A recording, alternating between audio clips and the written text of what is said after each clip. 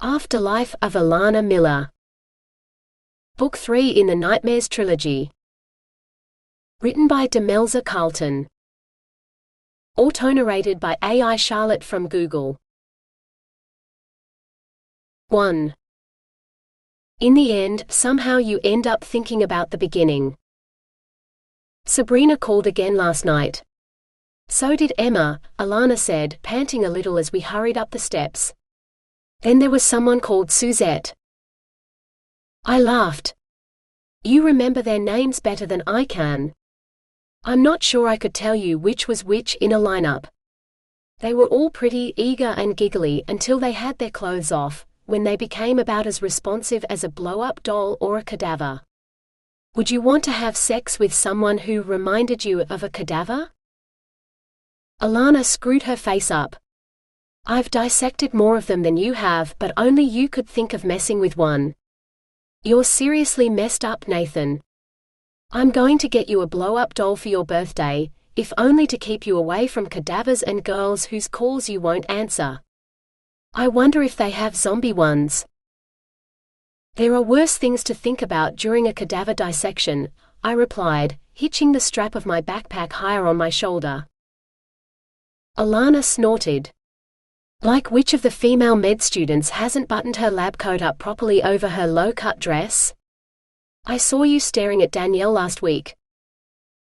I lost track of what she was saying, her words drowned out by an excited giggle behind us. The dark-haired girl in the same low-cut dress I remembered from last week charged up the stairs, overtaking us and continuing up. Her skirt was so short I could see that she wasn't wearing any underwear, or not much anyway. Maybe a G-string, I guessed. A vice clamped onto my shoulder. God, Alanna had a strong grip for a girl. So I'll be giving Danielle excuses as to why you're not returning her calls next week? I shrugged, rubbing my shoulder as she let go. I haven't slept with her yet. Alanna's signet ring caught on my shirt, so she yanked it free, the rosy stone catching the light for just a moment. I bet she'd agree to do it on the necropsy lab table if you asked her today, Alanna retorted. You'll be in her skimpy knickers before the weekend's over for sure. I could resist if I wanted to, I protested. The day that happens I'll die of shock, she replied. I can't wait to meet the girl who tells you to fuck off instead of asking you to fuck her. She jerked her bag further up her arm. Don't wait for me. I'll make my own way home. Where are you going? I asked, dropping my bag so I could button my lab coat. Shopping. I might even get your birthday present if I find a sex shop that does inflatable zombies. She winked and strode off. I stashed my bag in the rack and pulled out my dissection kit. I knew I needed some more scalpel blades, but I hoped I still had one or two left. Clutching the kit and my file, I shouldered open the door. Oops, the girl without knickers said as her forceps tinkled to the floor. She doubled over to pick them up, showing her bare, skinny ass. I wondered how Alanna could think of anything but sex in the cadaver labs. With death so close, how could I not want to get a piece of that sweet-looking ass? Professor White cleared his throat grumpily as he entered the lab, his coat flaring as he strode over. Miller, uncover today's cadaver. Today, your task is to discover the cause of death. You'll be assessed. No knickers had half her lab coat buttons undone again, so I could see her pushed-up cleavage. I grabbed the edge of the sheet and pulled, not looking at the corpse. Miller, tell us your first impressions, Professor White instructed. Her tits are too small, but they'll make a nice handful. I wonder if she gives a good blowjob? I glanced at the faceless body. Young with no white hair or regrowth. My eyes traveled further down. Lacerations and abrasions to skin on torso and arms. Extensive trauma to wrists and hands. Deep incisions on thighs with further abrasions. Widespread bruising. I would say cause of death is blood loss when some of those incisions pierced veins. I swallowed, trying not to breathe in too much formaldehyde. Wrong, Alanna said. You did this. You didn't protect me. You let them do this to me. You killed me. No longer faceless, her corpse sat up, reaching for me with twisted, broken fingers. I sat up too, panting with panic as cold sweat trickled down my skin in the dark. Fuck. The nightmares were getting worse. If I slept in pajamas like I had as a kid, they'd have been drenched. As it was, I just wiped myself down with a towel I kept by the bed for just this purpose, and lay down again. Tears rolled down my cheeks as I reached for the sleeping pills, shaking two into my palm. Without Caitlin, sleep eluded me. One look at her sleeping form beside me would be enough reassurance to get me to relax. But it had been 5 years since I'd seen her, 5 long lonely years since she disappeared. I grabbed my water bottle and gulped down the tablets. I wouldn't get sleep any other way when I dreamed about Alanna as a zombie, because she was right. I'd killed her 6 years ago by not protecting her. I lay down, waiting for the pills to take effect, hoping my sleep would be dreamless, dreading the endless nightmares when it wasn't, and all the time wondering, was Caitlin alive or dead? 2. Living in witness protection is like living someone else's afterlife.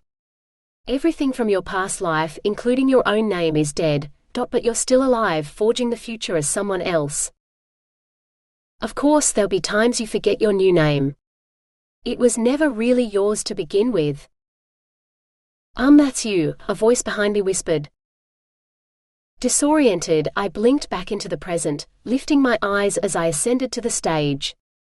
Barely hesitating, I shook the Chancellor's hand and summoned a genuine smile as she whispered, "Congratulations, Doctor." I beamed at the photographer for the obligatory flash before she released me, and I escaped to the off-stage anonymity I usually enjoyed. No one knew who I was. Just another graduate with a medical degree, the ink barely dry. I slipped into my seat and invisibility once more. But to one person, I'd never be invisible. I still can't believe it. Dad was waiting for me in the foyer, wiping tears from his eyes. My little girl is old enough to be a doctor. I waited until he enveloped me in his arms before I whispered, "You know I'm not. If you'd put the right dates on my school enrollment forms when I first started kindergarten, you wouldn't be here until next year."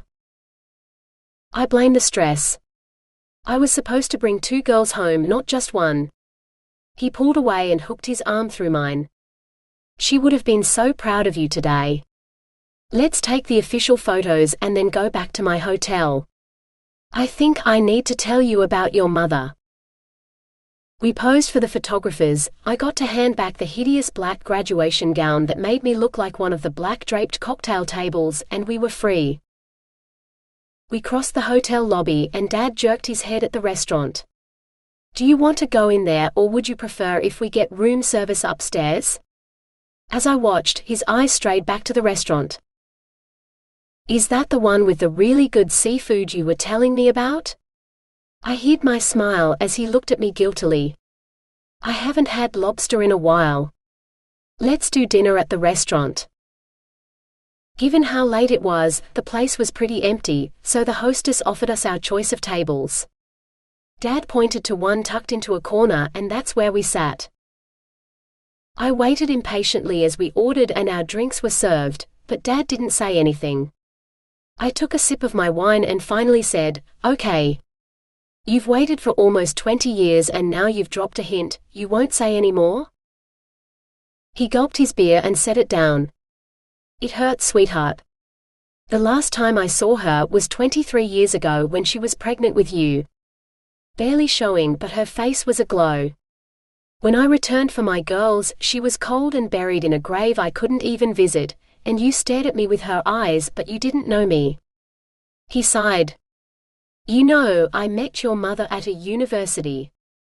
You see in the news about Islamic countries where women aren't allowed to be educated, but she was. She was a graduate student, doing her PhD in chemistry. I never even found out if she finished it. Anyway, we'd found what we thought were some significant gas reserves, but the samples went missing on the way to the lab, and by the time we managed to get the survey vessel back to take more, the whole lab had been turned into a crater. We don't know who blew it up, the Americans or the Iraqis, but it didn't really matter. We had a fresh set of rock samples and I got volunteered for lab duty.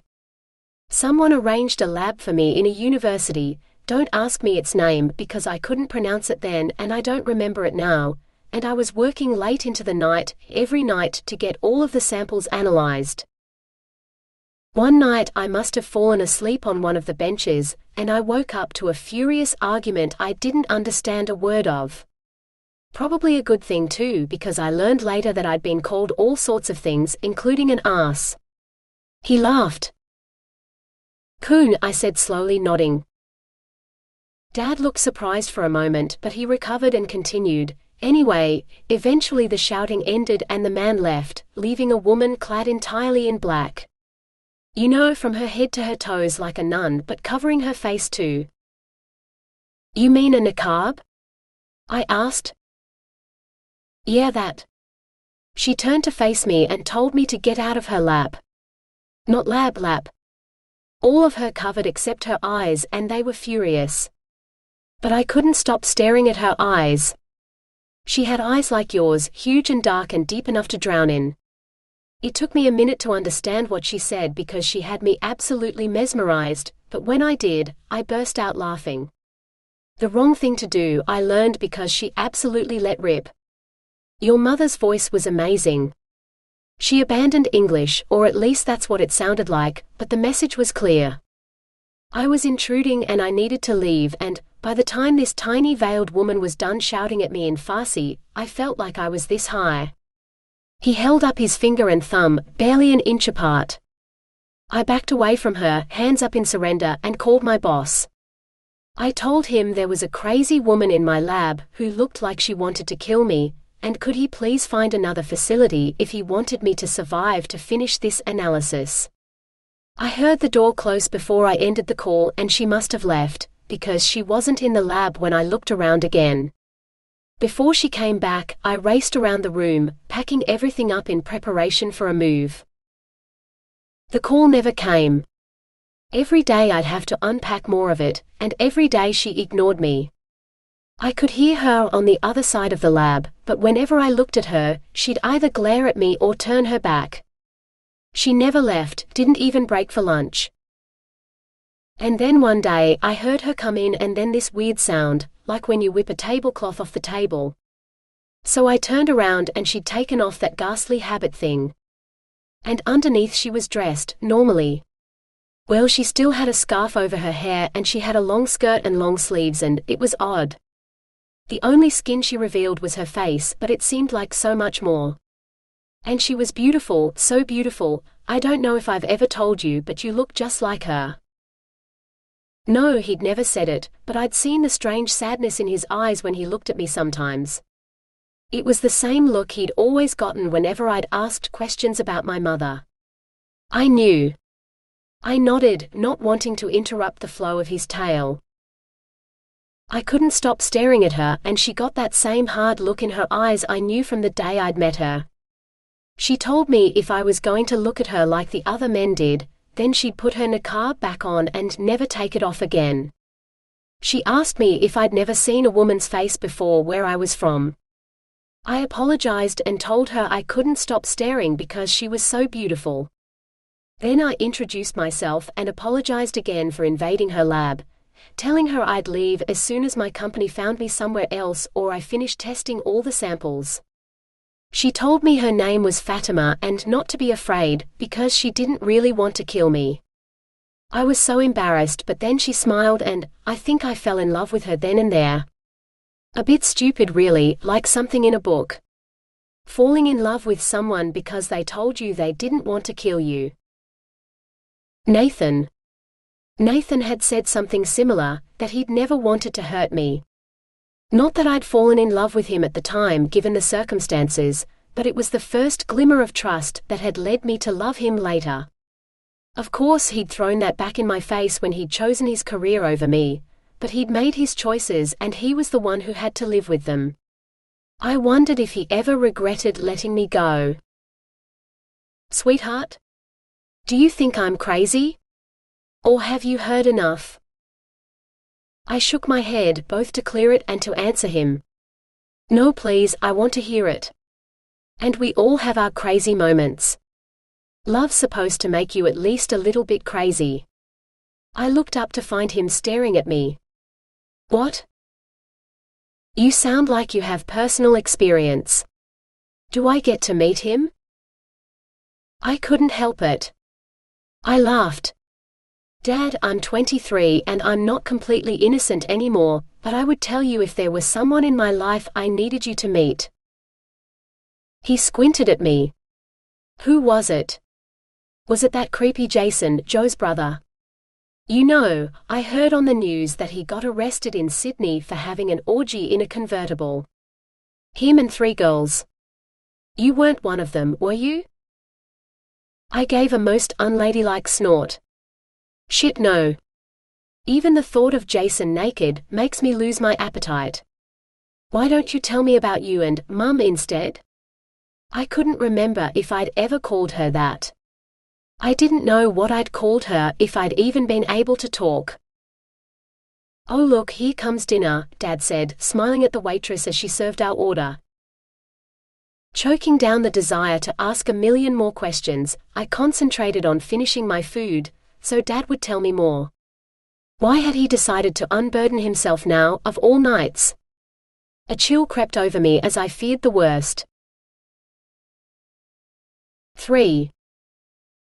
Dad gulped the last of his beer and ordered a third. I nursed my glass of water and shook my head at the waiter's inquiry. I didn't want any more alcohol. Even if I wasn't driving, I had to work tomorrow and a hangover wouldn't help me concentrate. If you don't want to hear it, you don't have to. You can go home. I'll get the concierge to call you a cab. Dad's voice broke into my reverie. No. I need to hear this. Please continue, I replied. Well, from that day, whenever I left the lab to get a coffee or some food, I invited her to come with me, and when she wouldn't, I offered to bring something back for her. She'd just smile, shake her head and go back to work. We did talk a little occasionally, like when we were waiting for the spectrometer or washing up the used lab equipment, but that's it. She didn't wear her veil in the lab anymore either. Every day I'd ask her out to coffee or lunch and every day she refused, but she looked wistful, like she wanted to. So I kept asking, long after I should have stopped. One evening she left without saying goodnight. She always said goodnight, and I wondered what I'd done to annoy her. I figured my persistence might have pissed her off. Feeling a bit sad, I promised myself I'd back off the next day, but I'd go home early that day and have a drink from my small stash of illegal alcohol.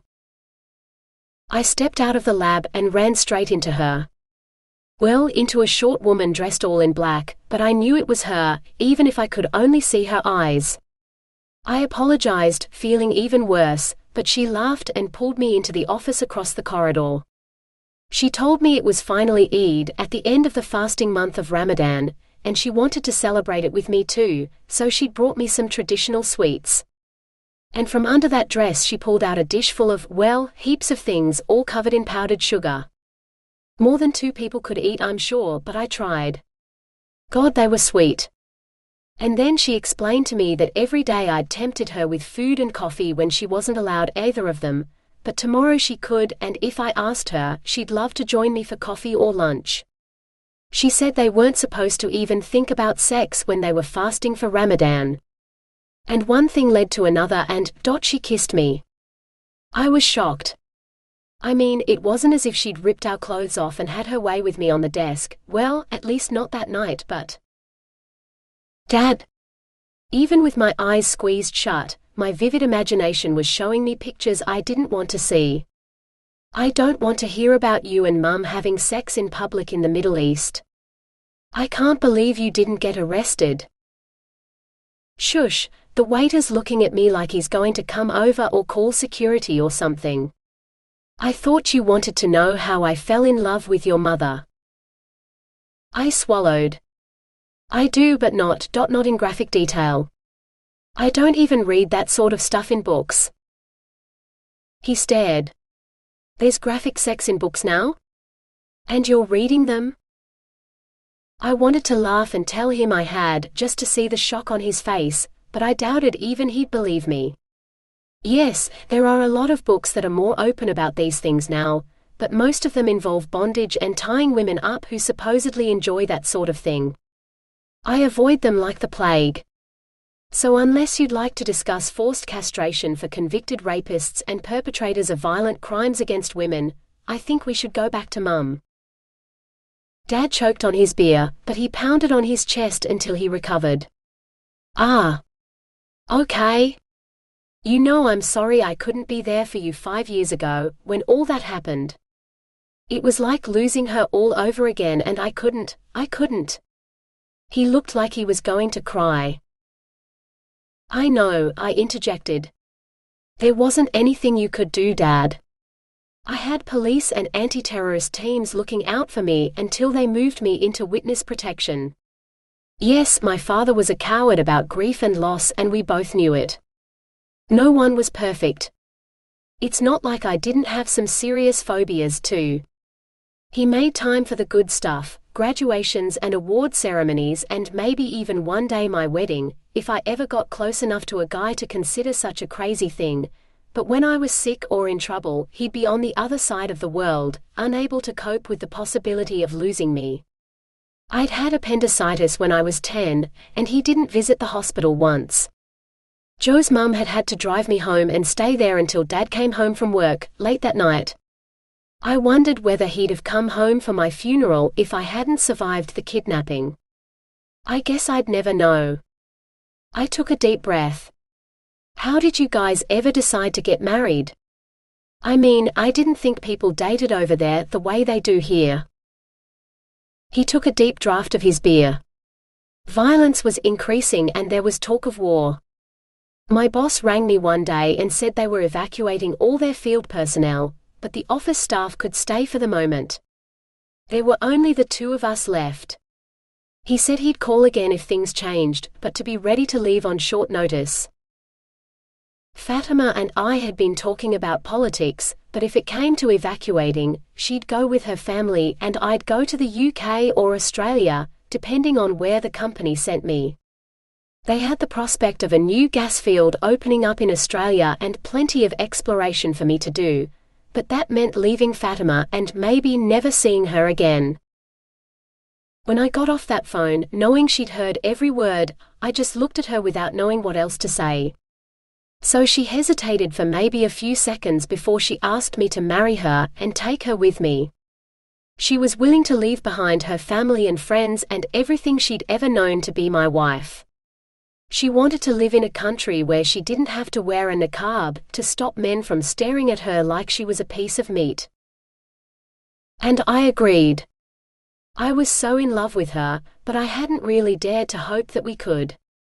The difference in culture and religion and everything, but I met her family the next day and she told me her father had agreed to it, though the grumpy look on his face said that he wasn't happy about it. And within a week we were married. Fatima was my wife. She moved into my tiny company apartment near the university, and things were good for a couple of months. I filled out all the paperwork for her Australian visa and citizenship, and we waited. Before we even had a reply from the Australian embassy, we knew she was pregnant with you. I called the embassy every day, asking about her application until they evacuated too. And then I knew it was only a matter of time before I'd have to leave. I could take her as far as Dubai, but she didn't have a visa to enter Australia, so she'd have to wait alone in Dubai until I could return for her with her visa. Alone and pregnant in a foreign country, I hated to do it, but we agreed she'd be safer with her family. They'd protect her and take her with them if they left. So the last time I saw her, she had her hand on her belly over you, her eyes filled with tears that she was too strong to let fall, and she kissed me goodbye in her father's house because it was illegal to even kiss in public there, so she couldn't do it in the airport. And the taxi drove me away. He drained his beer, hiding the tears he was shedding behind the glass. War broke out a month later and I was reassigned to an Aussie project in Torres Strait. When I got home, her visa documentation was waiting for me and a crumpled letter with an ultrasound photograph, saying we were having a girl. It had arrived only a few days before. I tried to call her but there was no answer at her family's house, their number was disconnected. It took months before I even knew that they'd left the country, but I didn't know where they'd gone. By that time I'd filled out citizenship papers for you too, and I filed them on your due date, saying it was your birthday. I had to choose your name before I'd even met you. Without Fatima, I missed her so much. It took me almost 2 years before I finally tracked down her family in Saudi Arabia, and another 6 months before I could contact them to ask for her. No one would tell me anything about her or you, and I'm not sure anyone's English was good enough to, even if they'd wanted to. I had your citizenship certificates in my hand luggage when I boarded the plane. I was going to bring my girls home. Yet when I entered their house and looked into her father, your grandfather's eyes, I already knew.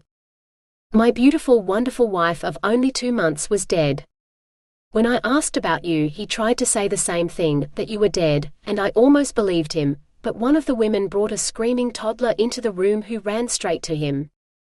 Right away he softened as he picked up the tiny girl, kissed her grazed knee, and wiped away her tears.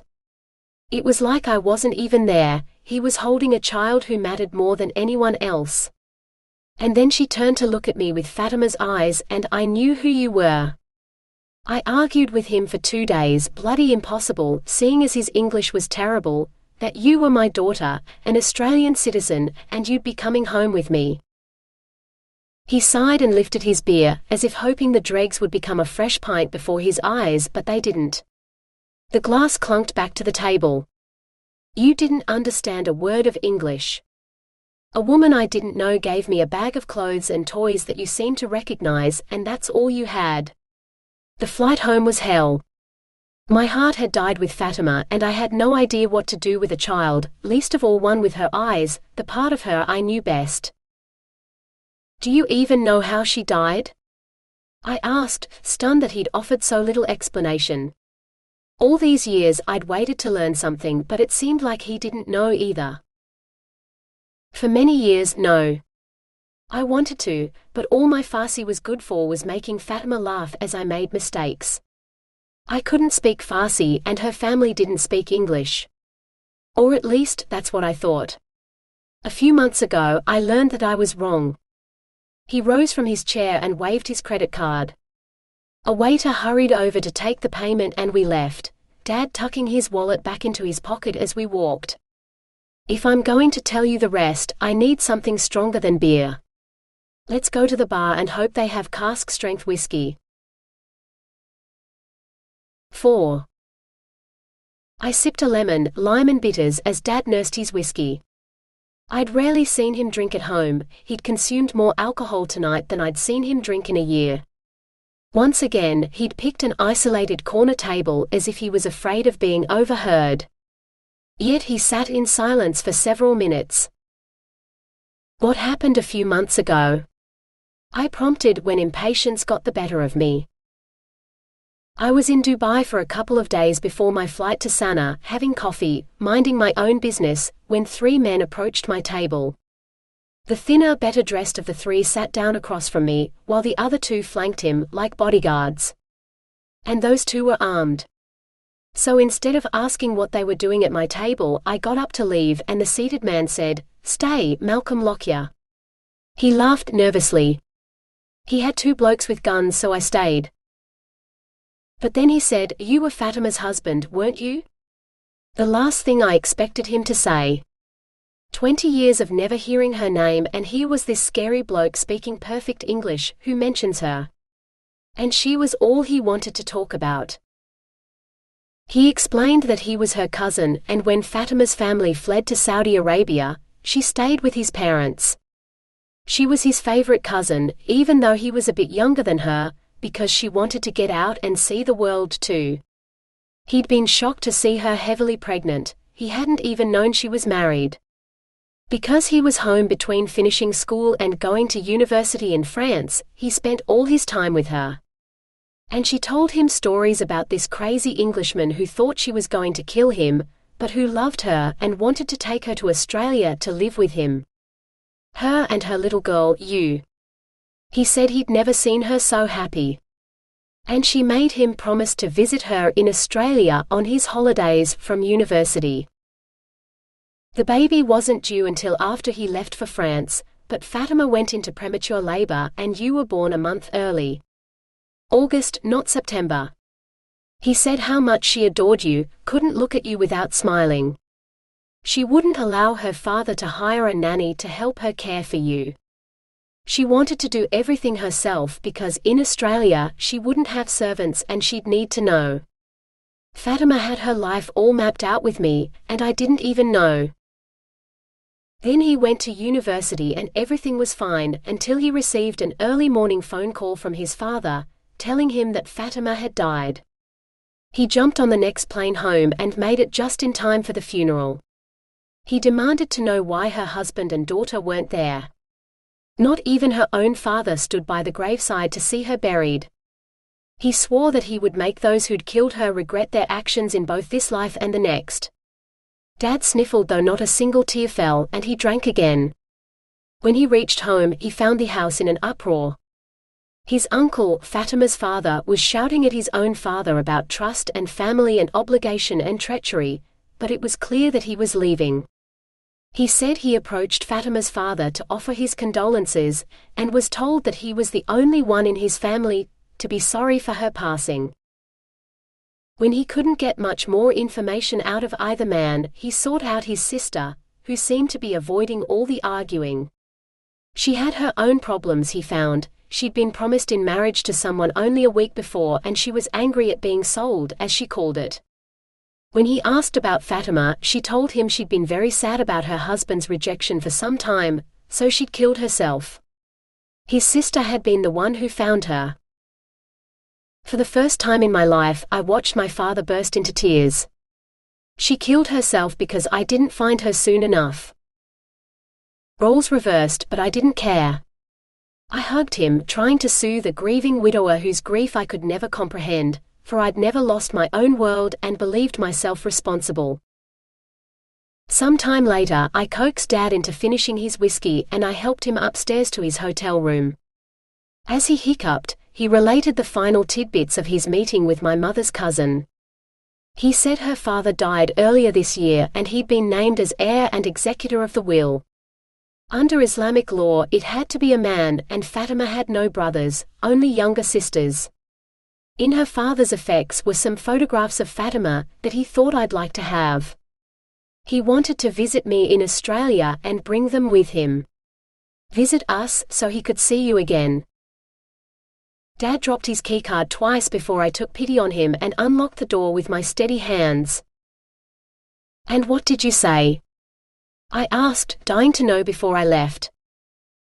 "Whatever he wanted," Dad replied, laughing shakily. I'd have agreed to whatever he wanted, because he had 2 bodyguards ready to shoot me if I didn't. I bade him good night and headed downstairs for a taxi. The whole ride home, Dad's words were swirling through my head. My mother's death was suicide and her cousin had sworn vengeance, her scary cousin, who brought heavily armed bodyguards with him to have coffee, and he wanted to meet me. None of it made any sense. All I knew was that my life was about to get a whole lot more interesting. 5. Seriously, what the hell is this, mate? Naveed swallowed his huge mouthful of pie. What do you mean? This? I shook the letter at him. Is Asio trying to buy my silence or what? Naveed took the letter, held it at arm's length and squinted at it. Looked like he needed reading glasses. Was he really getting that old? He passed the paper back to me. It's not a bad sum for not telling a story you're not going to talk about anyway. I take it and book a nice holiday with it if I was single like you. You could spend a month touring in the US or Europe for that, including flights.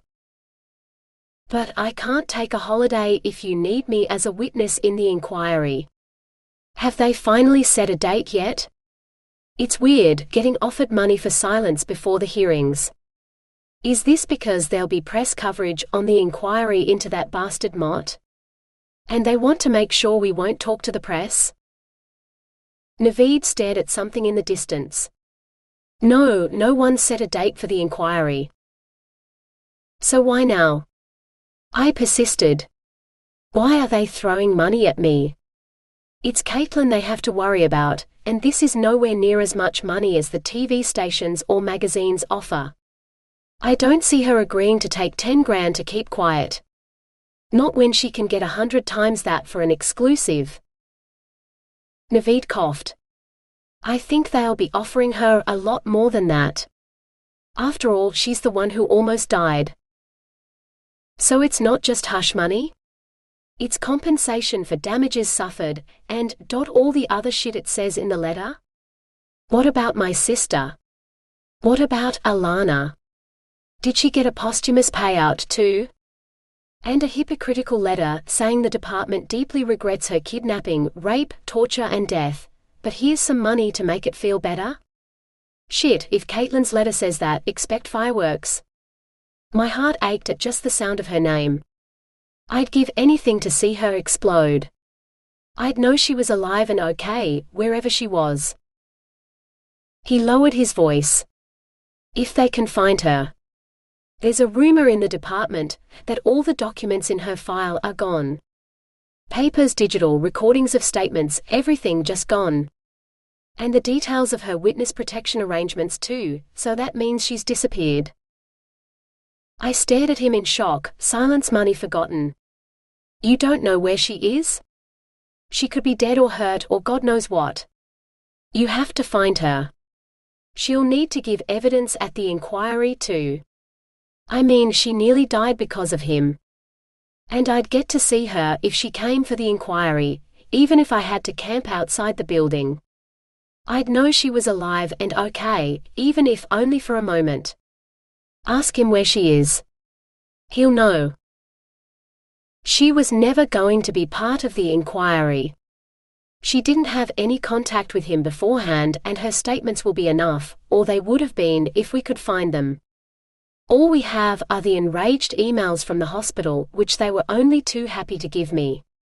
Mott forced them to go against hospital policy, allowing you to share a room with Caitlin. Said it was a matter of national security for her safety. He said he'd have any hospital staff who objected arrested for assisting a known terrorist. I can't believe I didn't realize then that he was corrupt. Now I don't even know if there'll be an inquiry at all. He sighed and lobbed his empty pie bag into the nearest bin. I stopped dead. What do you mean, no inquiry? I get paid off to shut up while that dickhead gets off scot-free? Fuck that. Naveed sighed again. The justice system isn't geared toward punishing dead people. Yeah, which leaves Mott seeing as everyone else is dead. Wait, hang on, are you saying he's dead too? My mouth hung open. Who killed him? Whoever did, it's a legend, and I owe him a carton of beer. I've wanted to do it for years. Naveed coughed out a laugh. Then you owe Mott a carton of beer, because the official report says he killed himself. With an ornamental dagger, no less. Bit melodramatic, if you ask me. I found myself shaking my head. That can't be right. Mott was a mean bastard. He'd never do the world a favor and off himself. And if he did, he'd take people with him or at least set someone up for his murder, so he could laugh all the way to hell. Who do you suspect? Naveed shrugged. Well, how many people hated him? It could be anyone. Caitlin was good with a knife, I thought idly, not willing to believe it was her. If anyone deserved to be on the point of her blade, it was him. His negligence, his indifference to what she might suffer had almost gotten her killed. Look, I got to get back to work. They've got Michael and me looking for her. One girl in 20 million people, if she's even still in the country. The guys in Canberra want this whole affair over and done with as quickly as possible, so we got pulled off other projects to look for a girl who doesn't want to be found. He laughed but sobered quickly. Hey, she never mentioned anything to you, did she? About where she was headed, or the new name she'd be using? I remember the day Mott told her about the arrangements. She was really pissed off about them. Wish I'd asked her then. I shook my head. If she'd told me anything, I'd have given in and started hunting for her long before now. I'd change my name and go into hiding too if I had to. His words started to sink in.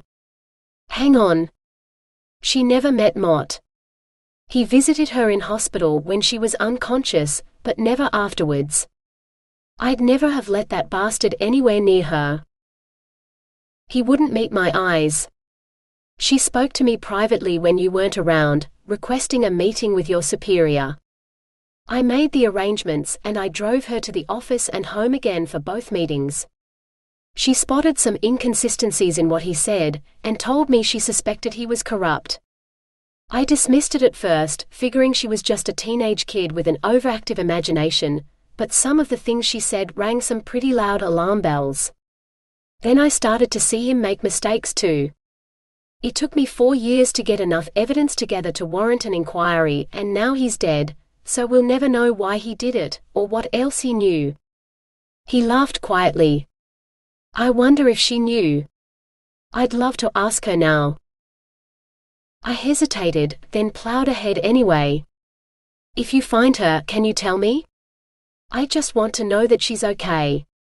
It's killing me not knowing. He shook his head and wouldn't meet my eyes. Nathan, you know I can't do that.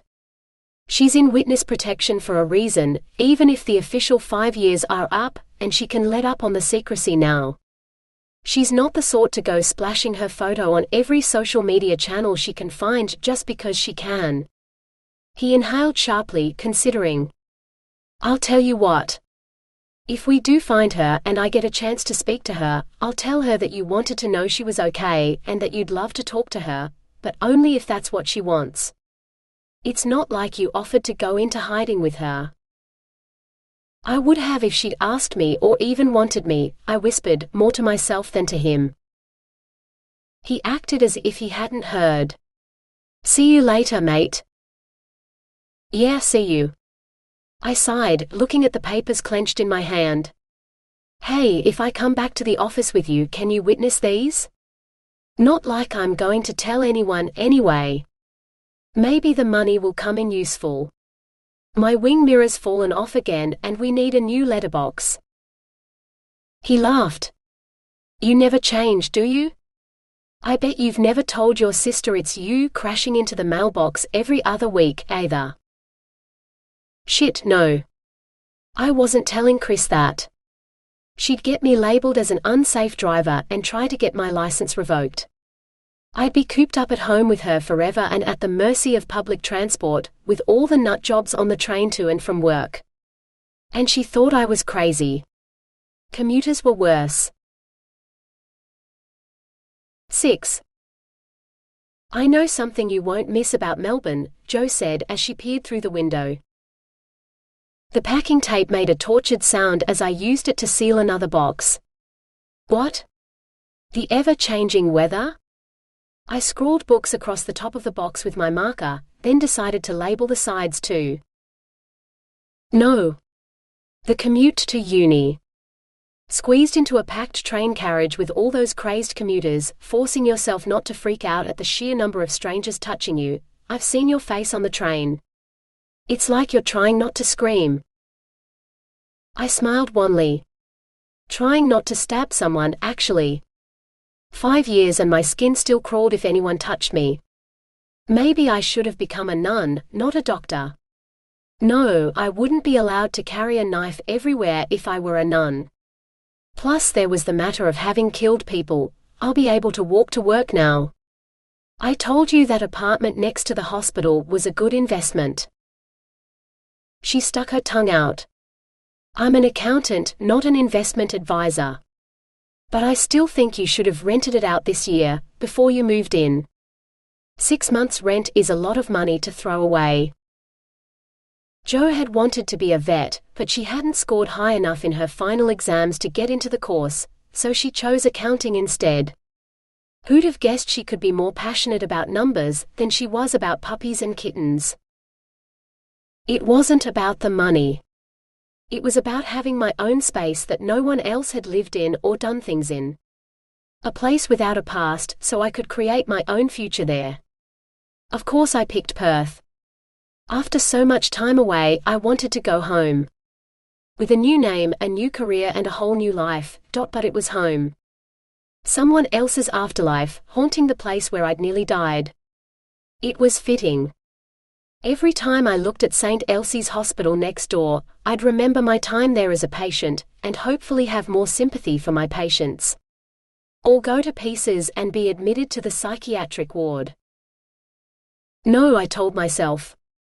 I was prepared to go back and face any demons that I hadn't slaughtered in the past. Given they were probably on their last legs after their last encounter with me, it'd be an act of mercy to put them out of their misery. Euthanasia even, though that wasn't legal in Western Australia. A blurry hand waved before my eyes. Hello? Are you even listening to me? I shook my head. Sorry, Joe. I should have been. I hope you introduce me to him soon, because any man who can make you daydream that deeply has to be drool-worthy. I want to know his name, his bank balance, and how many times in a night. How many? My eyes widened as her hands eloquently described fast-paced sex. None, Joe. If I'd slept with a man, I'd have told you. She sighed, the deep sort that said her heart ached for me. It's been 5 years. No one can go that long without wanting sex. I know you got hurt, but you said you'd slept with that sleazy guy in Perth, which means you're hardly afraid of intimacy if you let him touch you. Now I know you're not pining away for him, so why haven't you even flirted with anyone else? Because I didn't want anyone to touch me. And when the man who'd saved your life several times over, risked his own life and his sanity, plus killed for you and stayed at your side until you recovered, thought he wasn't good enough for you, you begin to believe that no one will be. Why would I settle for a one-night stand with someone who wouldn't kill for me? 6 years ago, I'd have told Joe all of this, but now I couldn't. After what happened, some stories were best left untold. And I'm not sure she'd look at me the same way if she knew about the people I'd killed, even if they did deserve it. I haven't met the right one, I replied curtly. I'm looking for a hero who's not just Prince Charming. Joe grinned. A knight in shining armor with awe-inspiring sword skills? Her hands described the size and nature of his sword. A knight perhaps, but with dented armor and maybe scorch marks up the side, to show he's taken on an army and he'd walk through fire for me. A sword with a few nicks in it, so I know it's not just for show. And later, when we're alone, he'd take it all off and he'd make me feel like I was his whole world. She burst out laughing. So you're after Sir Perfect with experience? Men like that don't exist. You might get some of it, but not everything. Just as long as you don't settle for some sleazy bastard who fools you into thinking he's perfect, I guess. Not perfect. Just a man who'd do what Nathan had for me. And more. A man who wouldn't leave me to pursue a pipe dream. Yeah, a man who didn't exist. I heard the buzzing of the postman's motorbike, and glanced out the window. He was just leaving our mailboxes. I jumped to my feet, swiping a hand across my face to hide the tears I hadn't managed to stop. I'll go empty the letterbox. Be right back.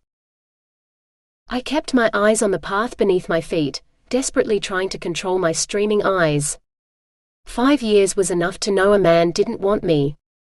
It's not like he'd have trouble finding me, his agency had hidden me after all. And they hunted terrorists for God's sake. They'd track me down in a day. In between the inevitable junk mail, there was one official-looking letter addressed to me. I tore it open. Well, speak of the devil. It wasn't from Nathan, but it was from Asio. I set the letter aside to look at later, when Joe had left. I didn't want to have to explain more than she could handle. So why are you leaving for Sydney a week early? What are you going to do until the concert? Jo asked, stacking up her finished boxes. They were taller than me. I shrugged. Does it matter? Go to Taronga Zoo a few times. Do all the meet the animals experiences, freak out at the emus walking around that are taller than I am, and check out the harbour views when I get tired of walking. Eat seafood at that restaurant in Darling Harbour we went to last time. I don't know. Just be a tourist on holiday, I guess. For the first time in a while. She pulled herself up to sit on the edge of the dining table. Promise me one thing. She paused for a response, but I wasn't doing it until I had more details. Promise me you'll go to a pub at least once and buy a drink. Give yourself a chance to meet people. I laughed and shook my head. Hell no. After the lab on date rape drugs in pharmacology, I'm not sure I'll ever drink in a pub again. So many of them are odorless and tasteless and colorless and virtually undetectable. Some of them don't even show up in your blood afterwards. And so many of them to remember. One was blue, one tasted like soap or salt, one turned a drink cloudy. It's enough to make me drink from a hip flask through sheer paranoia. She shrugged. Fine. Don't then. But you will have a glass of champagne with me in the VIP lounge at the Opera House before the concert. I won't let you get out of that. I smiled. Of course. I wouldn't miss it. I've never been to a concert at the Sydney Opera House, and it's meant to be spectacular. Don't you wish you'd let the removalists pack for you? It feels like we've been doing this forever, but only half your house is packed up, she moaned, looking around. I grabbed the stack of newspaper on the dining table and dumped it on the kitchen counter. Back to work then. I'll wrap the glasses if you get the rest of my books, then we can go out for dinner. Deal. 7. Better today than tomorrow, I told myself after Jo left. What were the chances of them finding me the day before I left this house for good? I breathed deeply as the phone rang, my eyes fixed on the letter, though I'd memorized the words on it by now. Hello, Australian Security and... Hello, my name is Caitlin Lockyer, I said, wincing as I said the unfamiliar name aloud. It had been a long time since anyone had called me by my real name. I received a letter today about an ex gratia payment, and I'd like to discuss it. I wanted to ask if it was a joke. There were a lot of zeros after the $sign in this letter, and it seemed too good to be true. No amount of money could pay for my pain, but it sure could help to make me feel better about it afterwards. Yes, Ms. Lockyer. I'll put you through to legal now. One moment, please. The phone rang again. I tapped my fingers in time to the tune in my head, a remnant of last night's rehearsal. Hello, Mike Lawler speaking, a pleasant male voice answered. I took another deep breath. Hi, my name is Caitlin Lockyer and I received a letter from your office. Ah, Miss Lockyer.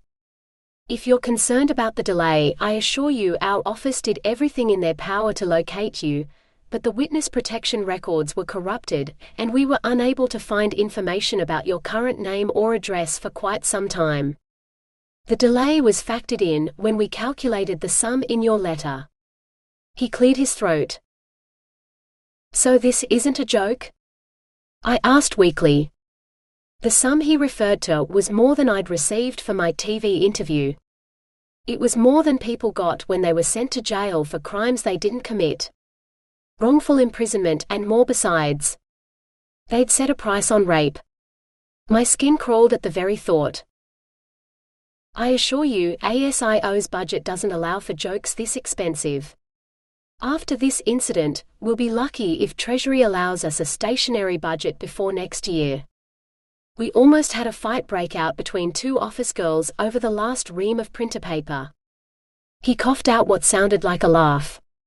We'll be lucky if the government doesn't decide to cut their losses and privatize us next. But that's not your concern. Yours is to read through the offer and the conditions attached to it. If the offer meets with your approval, you need to sign it in the presence of a witness, get them to sign it, and send it back to us." I waited in silence for him to say more, but he didn't. After maybe half a minute, I chose to speak. "If this offer is genuine, then I do have some questions before I sign." "Ask away," Mike said. I hesitated. This media clause. The one that says I can't discuss past events with the media. You know that, in my line of work, media contact is inevitable. But not as Caitlin Lockyer. Under your new name, any and all events that involve your new persona are excluded. It's detailed in the conditions down in R15 No. 16.3. I heard him flick through pages. This old-school lawyer still preferred paper copy to electronic. I flipped to that section in my own papers and read it with some relief. Then I'll have no issues signing it. I do have one more question though. I paused, debating whether I should bother. But I wanted to know so much. "Ask away," Mike said again. "The other parties involved in this incident. Were any other offers or payments made to other people for this?" I couldn't bring myself to say Nathan's name. His rejection still hurt, even 5 years later. He'd saved my life, set me well on the way to recovery, dedicated months of time to my well-being, and then walked away from my offer of more. "Miss Lockyer, due to the sensitive nature of this matter, I can't disclose information about any other offers or payments made in relation to yours." He sounded like he wanted to say more. "So there are other offers?" I pressed, crossing my fingers. A heavy sigh blew into his phone. "Yes. One other offer was made." "How much was it for?" "Did he accept it?" I burst out, dying to know. If I deserved compensation for what happened to me, so did Nathan. Duped by his boss and forced to do horrible things. "Miss Lockyer, I can't discuss the terms of someone else's offer or payment. He's not similarly constrained. I suggest you ask him." Mike cleared his throat. "Was there anything else?" Disappointment welled up like a sprinkler in my chest. I couldn't ask Nathan, he hadn't spoken to me for 5 years. "No," I mumbled. "Then if the offer meets with your approval, sign the paperwork, have it witnessed and send it to the address detailed in your offer letter. Payment will be processed and you'll receive your check in a few weeks."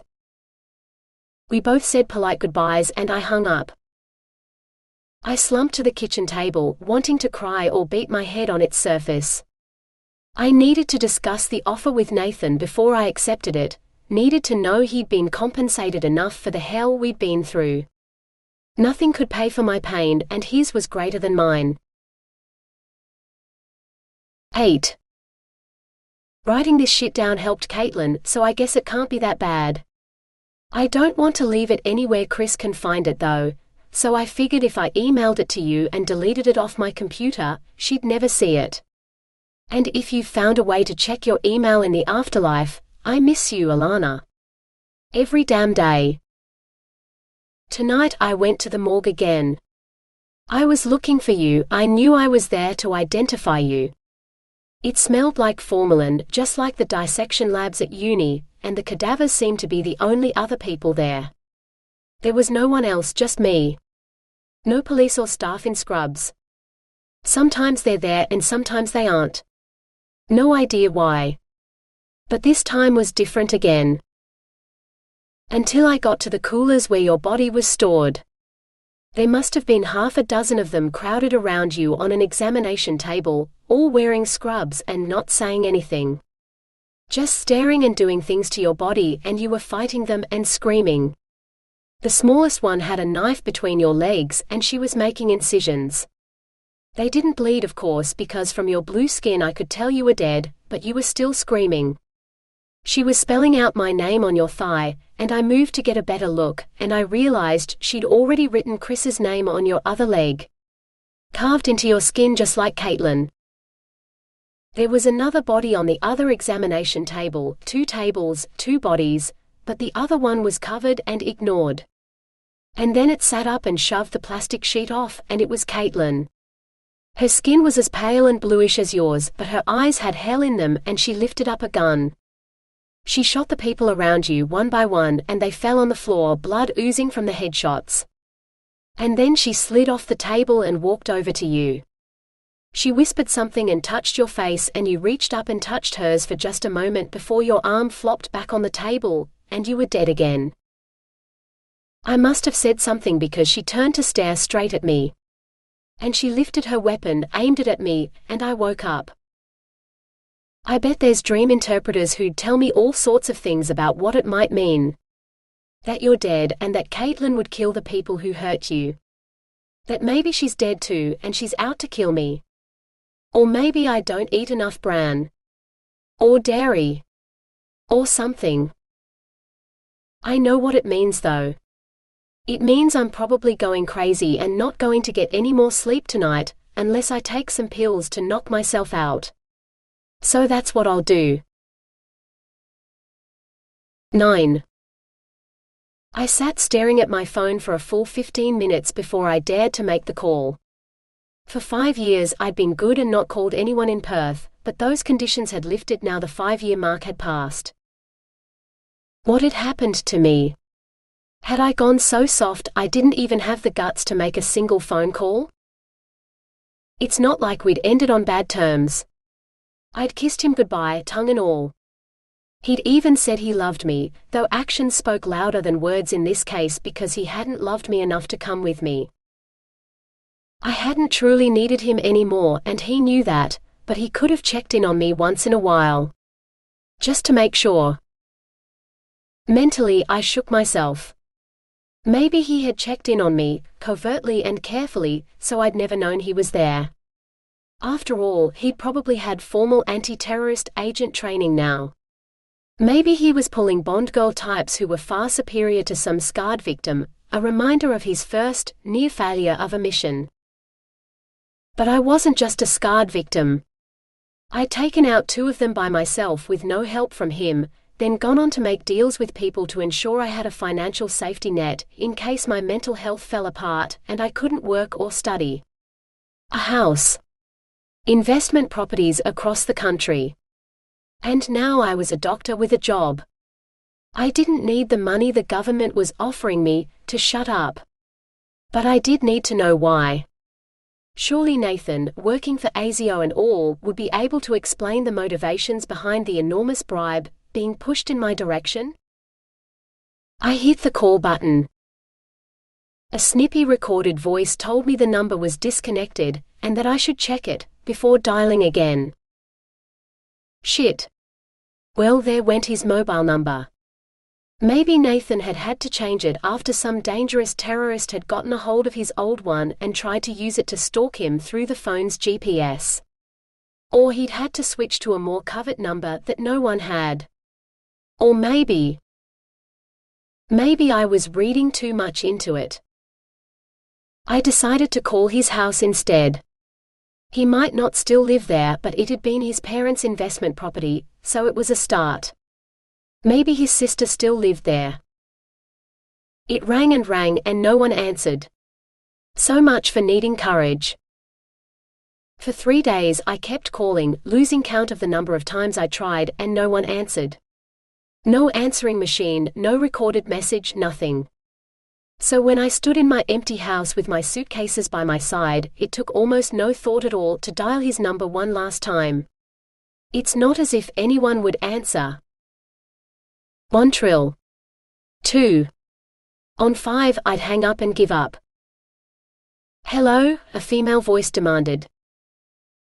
Or not. Chris? I replied, crossing my fingers. Yeah. Who's this? If anything, her voice sounded suspicious. Well, that wasn't surprising. The people who'd kidnapped me had threatened to hurt her too. She was probably as paranoid about strangers as I was. I took a deep breath. My name is Caitlin. Is your brother home? No, he's not. Can you ask Nathan to call me then, please? My number is... No. I won't. Silence. What do you say to that? Then can you tell me when he will be home, so I can call again later? I tried. No. I don't know when he'll be home, and he won't talk to you when he is. He won't even remember your name, Katie. He never does. Once he's fucked a girl, he's got what he wanted from you, and he'll forget your name because he doesn't care. And no, you're not different. All girls are the same to him. He only wanted you for one thing. Deal with it, Katie, and if you don't like it, don't fuck guys you don't know. I forced myself to stay calm. Nathan had evidently gone back to his sleazy ways once I was out of the picture, and it wasn't any of my business who he slept with. James Bond indeed. My name isn't Katie, and I'd like to discuss financial matters with Nathan. It's kind of urgent. If you're pregnant, take it to the family court. And make sure you get a paternity test. Nathan may forget your name, but he never forgets contraception. He wouldn't get some slut like you pregnant, so go back to your lowlife boyfriend and tell him to pay for his own problems. You won't get a cent out of my brother for your bastard kid. I couldn't seem to close my mouth. Who said things like that to someone they didn't know? And with such viciousness in her tone, like she really hated me when she had no idea who I was? Numbly I tried to respond, but she took another breath and let rip with more vitriol than I thought one person could contain. She inferred that I had sexually transmissible diseases, called me a slut, a slag, a hoe and a skank, suggested that my mother was all of these things and my father was a pedophile with a penchant for incest. Then she started on her hopes for my imaginary child. With shaking fingers, I terminated the call. It had lasted just under 6 minutes, and I don't think even the bitch who'd tried to kill me had insulted me quite so much. I remembered the fierce girl who'd wanted to protect me and her brother when I met her 5 years ago, and tried to match her to the foul-mouthed harpy who'd spewed obscenities into my burning ear. What had happened to her in the intervening 5 years to turn her so bitter? Had some of my tormentors survived after all, only to target her? A thought niggled through my shock. Nathan still lived with his sister. Did that mean she'd had to deal with his increasing post-traumatic stress disorder for the last 5 years as he struggled to do a job that only made his mental state deteriorate? If I wanted answers, a phone call was worse than useless. I'd need to show up in person and hope Nathan was home. Because whatever his sister said, I knew he'd never forget me, even if he wanted to. But first I had a concert to attend in Sydney. And I intended to have a blast. 10. All passengers traveling on the Qantas flight to Perth, please proceed to gate 21 for boarding. The voice over the speakers jolted me out of my doze.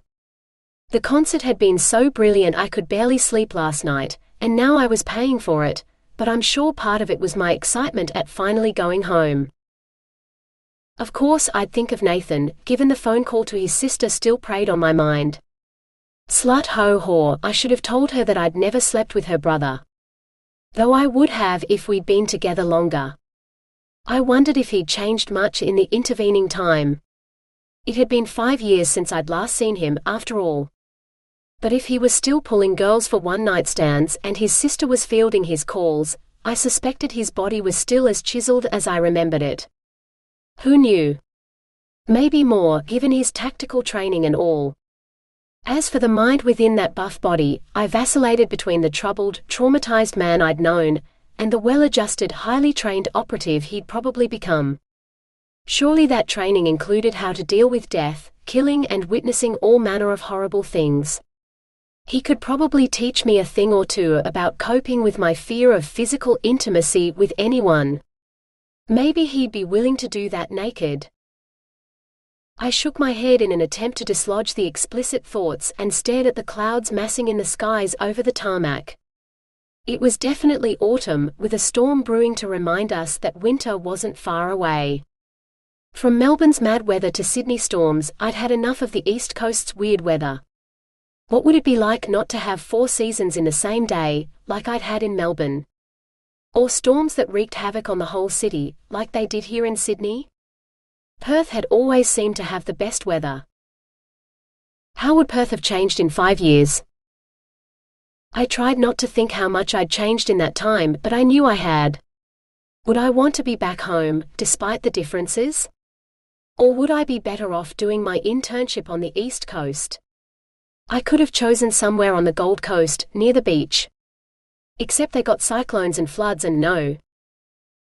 I sat in my assigned window seat and buckled the seatbelt. It was time to go home. 11. Miss. Everything is unpacked and put away as requested, including the computer set up in the study. We're a full-service removalist, and if there's anything else we can do, he presented me with a business card, don't hesitate to call us for anything. I surveyed my immaculate apartment, profoundly glad that I'd hired someone else to turn it into something that resembled a home. After Joe and I had done all the interminable packing, I was thoroughly sick of the whole moving process, so I'd called them to ask for the extra service. After all, I could afford it, even without the huge government payout. That reminded me, I still hadn't signed the paperwork. I needed to try contacting Nathan again. But he could wait until tomorrow. Right now I wanted coffee. Time zones messing with me. It was daylight here in Perth, but it'd be dark and dinner time in Sydney and Melbourne. A little bit of caffeine should help me stay awake for a few more hours. I plodded to the kitchen and was delighted to find the kettle plugged in and on the bench, waiting for me. I filled it with water from the tap and clicked it on before searching for the rest of what I needed for my caffeine hit. Mugs were in the cupboard over the kettle and there was a fresh carton of milk in the fridge, a nice touch, I thought, as I mentally thanked my conscientious removalists, but there didn't seem to be any coffee. Not even a sachet of 2 years past the use-by-date decaf in my brand-new kitchen. I turned the kettle off mid-boil and headed for the study, to check when my online grocery order was due to be delivered. And to make sure I'd ordered coffee. My computer seemed unusually slow today, as I scrolled through the pile of junk mail that had accumulated, while I ignored my email in Sydney. Buy this on sale, check out our new all got deleted.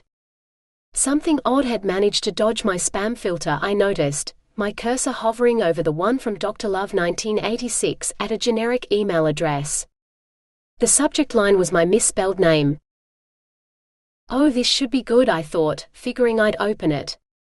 Would it be a Nigerian prince professing his undying love, an expert physician telling me I needed a penis enlargement, or just some dating site desperate for more people to join their paid service? When I read the first line, my jaw dropped. 12. I'd never have done it if it weren't for you. I wanted you back. I wanted answers. And I wanted vengeance. She'd slipped me a business card saying she could give me what I wanted. She said she knew who'd hurt you and she could help me. I couldn't help it. I called her, wanting it to be true, and she told me, she said she could help me get close enough to take a knife and carve my name into their skin, just as they'd done to you. God help me, it was like she was offering me everything I wanted, because the thought of killing your kidnappers and carving them up, the visceral, primitive pleasure of exacting my revenge with nothing but a knife in my hand. Shit, you did the cadaver labs with me. You know I'm good with a scalpel when I'm not distracted by the female med students. She said she didn't want to say much over the phone, so could we meet somewhere in person? She named a bar and a time, and I was happy to agree. I didn't care if they found me, I wanted them to. I was so stupid. I texted my boss, telling him I'd made contact and was going to try and find out more from the girl. No reply. I went. I ordered a beer and waited. I didn't even know what she looked like, so when this stunning little brunette came up to me and full-on kissed me, I was surprised. Hey, you know me though, I ran with it, even when she grabbed my ass. She didn't taste of alcohol either, mint maybe, like she'd just brushed her teeth or had one of those super strong breath mints. Funny the things you remember. She introduced herself as Laura, the woman I was waiting for, and she offered to buy me a drink. So I gulped down the rest of my beer, and it tasted a bit like soap, like the detergent hadn't been washed out of the glass properly. I didn't think anything of it at the time, and the beer she brought back tasted fine, so we got to talking. She didn't say much, for all she wanted to talk. She asked me all sorts of personal questions, what kind of women I liked and what I was like in bed. Hey, she's not the first woman to come on to me in a bar, and I found it kind of hot. Okay, very hot. She was hot. You're not even here and I can feel you glaring at me. I get turned on by dominant women, okay? Or I used to. And ones who are confident about showing their bodies, and she was, well, hot. I got sick of talking about me, so I pushed her about you. Asked her what she knew and whether she could really tell me who did it. Who hurt you? She said yes, she did know and she could lead me to them. For a price. I'd have sold my soul for you, I swear, so everything I owned wasn't too high a price. I would have paid it. But when she reached under the table and grabbed my dick through my pants, she gave me the shock of my life. She said all she wanted was a night with me. All night, doing whatever she wanted. Shit, the way her fingers knew what they were doing, I wasn't going to refuse. It was cheap to me, one hot night for all my vengeful dreams to come true. I finished up my drink, grabbed her hand and took her to my car. You know, I think the dregs of the second beer tasted like soap too, now I think about it. Anyway, at the car I asked her where to, but she just kept looking at the car like she was impressed. And then she lifted that tight little dress over her head, opened the back door and stood there in nothing but her high heels and told me to lie down on the back seat of my car. The chick didn't have any underwear, so hot. As soon as I was down, she didn't waste any time. She climbed into the car, shut the door behind her, and sat on my face. She started giving orders, but I didn't pay much attention. When a naked girl sits on your face, it's pretty self-explanatory when you know what you're doing. I know. You don't want to hear this. You never did. But it's the last thing I remember. This girl's pussy in my face and then, nothing. I mean, it was dark in the car and all, but not dark enough for me not to notice whether I was conscious or not. I woke up with my head against something hard and it wasn't dark anymore. My mouth tasted like I'd been licking a furry cat, not some girl who'd had every hair waxed off, and my head was pounding. And then some nasty bloke said, "Good morning, sunshine." Real close. Fuck, that did it. I woke up fast. Passing out while giving a girl head was bad enough, but with some bloke around? I like my virginal ass just like it is, thanks. There. I bet you're surprised at that. I bet you thought I'd do anything in bed, but my ass is sacred. I have standards, you know. Anyway, the sunshine bloke. My eyes snapped open and I was sitting in the back seat of my own car, my head up against the window as we drove down the freeway. I still had my clothes on, even my wallet and phone in my back pocket.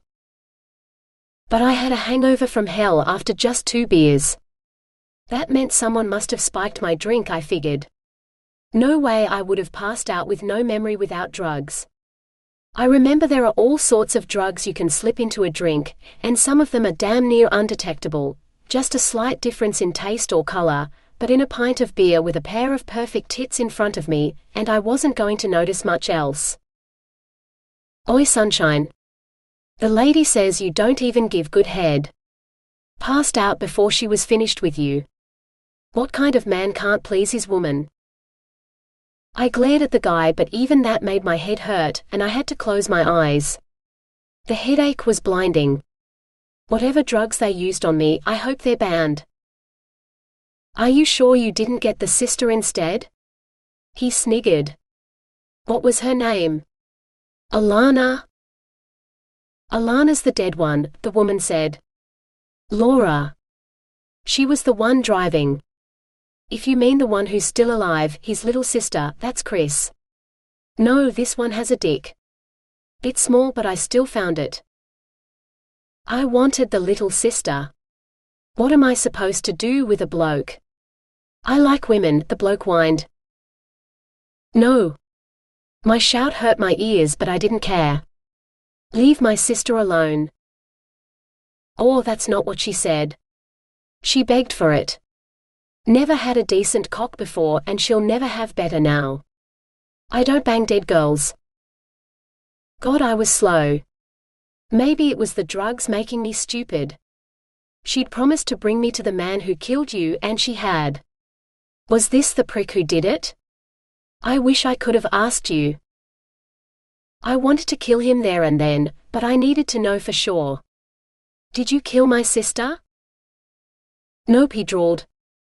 Helped dump her body on the beach though. He lit a cigarette, sucked on it, and blew a cloud of smoke out the window. Is your little sister as much fun to fuck as the other one? I mean, you fucked 'em both, right? I leaped forward to punch his lights out, but it was like I'd been tied to the seat. I went nowhere. I glanced down and realized it was a seatbelt. I fumbled for the button to release it. It didn't matter if he could lead me to the others, I wanted to kill him here and now. If you do what you're told, there's no need for anyone else to get hurt. Right, Nathan? If you cooperate, your little sister will be safe. Laura glanced in the rearview mirror and her eyes met mine for a moment before hers were back on the road. It was like a warning, she'd keep up her end of the deal if I kept up mine. And Chris would be safe. I nodded. The bloke sniggered again and said he was going to call me Chris anyway, just in case. She told him to be quiet and park the car. We were on the terrace, in front of a tiny old church surrounded by high-rises. She said something about picking up a friend, but I wasn't listening. I was trying to work out whether to get out of the car and run, or whether I should stick around to do what I was here for. I reached for the door handle, hoping they didn't see me, and clicked the lever to open it, but the bloody door wouldn't open. I yanked on it again, not caring if they saw or heard, but the door still wouldn't open. I was child-locked into the back seat of my own car. At least I had my phone. I could call someone. I whipped it out and noticed my boss had messaged me last night while I was still unconscious, probably. He told me to stay with the contact, to cooperate and use condoms, like he'd expected me to sleep with her. I let go of the door. That left vengeance as the only item on the table. No backing down now. Who's the best-looking woman here? The bloke said suddenly. He pointed with his cigarette, out his open window. I say that one's an 8, maybe 8.5 out of 10. I glanced at the tall blonde he must have been looking at. She was an 8, but not my type. Come on, pick one, he growled, and he clicked the safety off my gun as he pointed it at me. My weapon, the one that was normally locked in the glove box. I glanced around and pointed at an Asian girl in a miniskirt. That one's a 9. He responded, but I didn't hear the words. I'd found the perfect 10 and she was crossing the road toward us. I could see hundreds of commuters and people handing out flyers, him and his smoke curling out the window, and then nothing but her.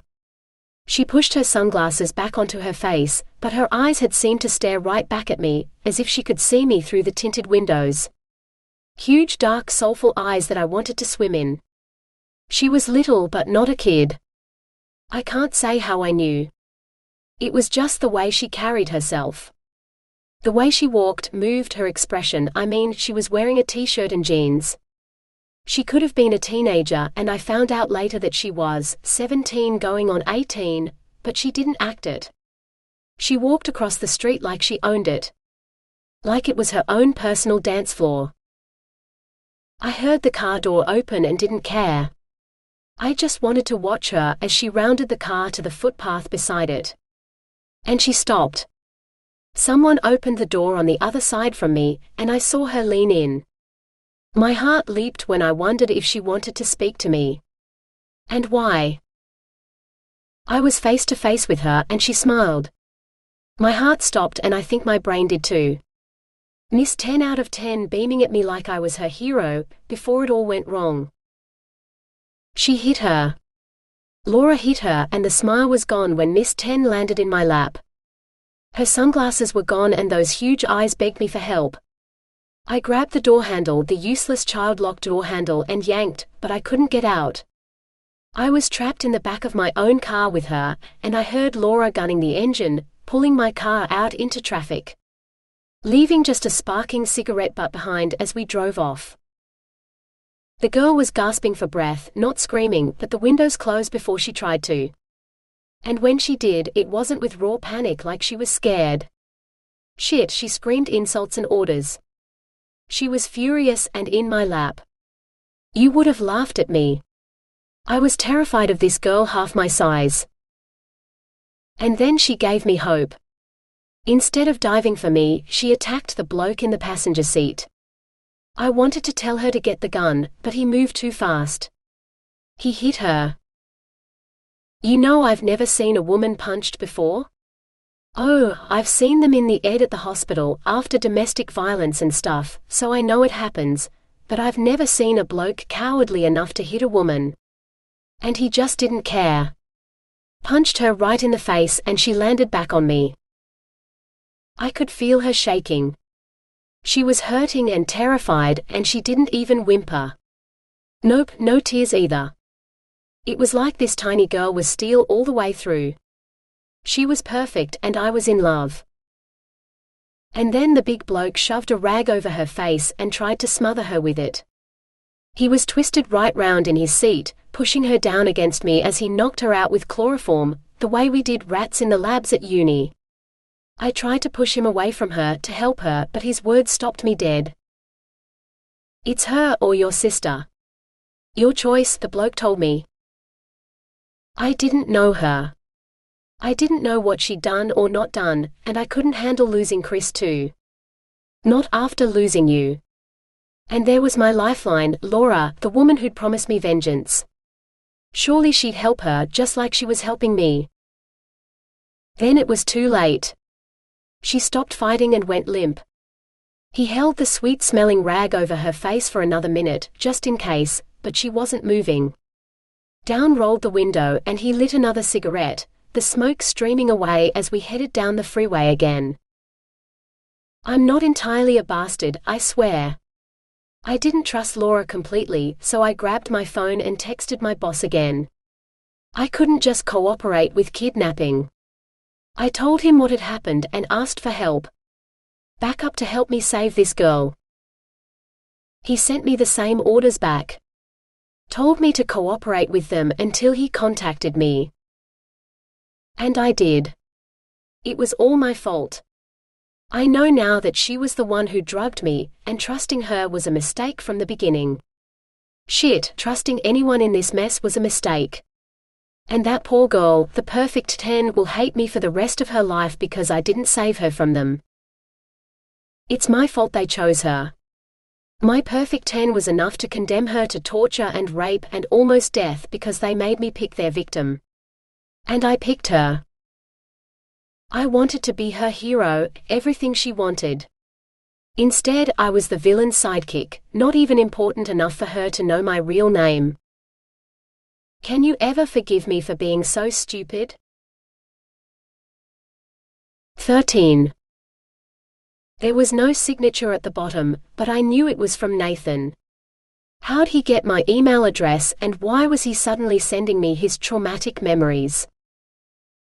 I checked it again. No, he hadn't sent it to me at all. He'd sent it to an email address I didn't recognize. What the hell? And there was a whole series of them, dating back over the last few weeks, all of them unopened, with the same subject line. I lowered the lid and it wasn't silver like mine, this one was pink. This wasn't my laptop. But I did recognize it. This had belonged to Nathan's sister, Alanna. He'd written the email to her and in the last few days too. But Alanna was dead, or that's what I'd thought. Had she been hidden in witness protection too? If she had, then she'd surely responded to this email or one of the ones before it. Or was someone else using her account now? I scanned the list of sent ones and figured the top one was as good a place to start as any, even if it had been sent 6 years ago. Well, the email subject was, "Nathan is a whore." I couldn't resist. I opened it to read the rest. Do you think Nathan will ever manage to stick with a girl for more than a night? I'm seriously starting to worry about him. At the rate he's going, he'll sleep through the entire med student body before he graduates. I hope he doesn't get anyone pregnant. I've tried talking to him, but he just laughs and says I'm his idea of the perfect woman, but twincest is just gross, so until he finds my double, he'll have as much fun as possible. Careers day to day. Nathan was supposed to help out with handing out flyers and stuff, but he never turned up. I gave a presentation to all the high school students about how great it is to study to be a doctor, but I wondered if most of them knew just how much hard work would be involved. Some of them looked like they were in it for the money or because their parents told them they had to. There was this one girl though, but she looked about 12 years old until she opened her mouth. It turned out she was only a few months shy of graduating high school and she had her heart set on medicine. Something about her intensity and the way she spoke, it reminded me of me, before I started studying. Kind of starry-eyed and all, but like she had the steel to keep going even when things seemed impossible. She had this one line about how she could save someone's life and that would make all the years of study worth it. I wish I could have summed things up so well. Actually, I used the line in my presentation. It just sounded so good. As I watched her in the audience, I wondered what would happen if Nathan actually turned up for once and saw her. Or if he met her at uni. She looked like exactly the type of girl he goes for. Hell, the opposite of me in looks, as she was small and dark. And she had these huge eyes that just kind of drew me in. Really pretty too. Wishful thinking, I guess. Wishing that Nathan would treat women as more than an evening's entertainment.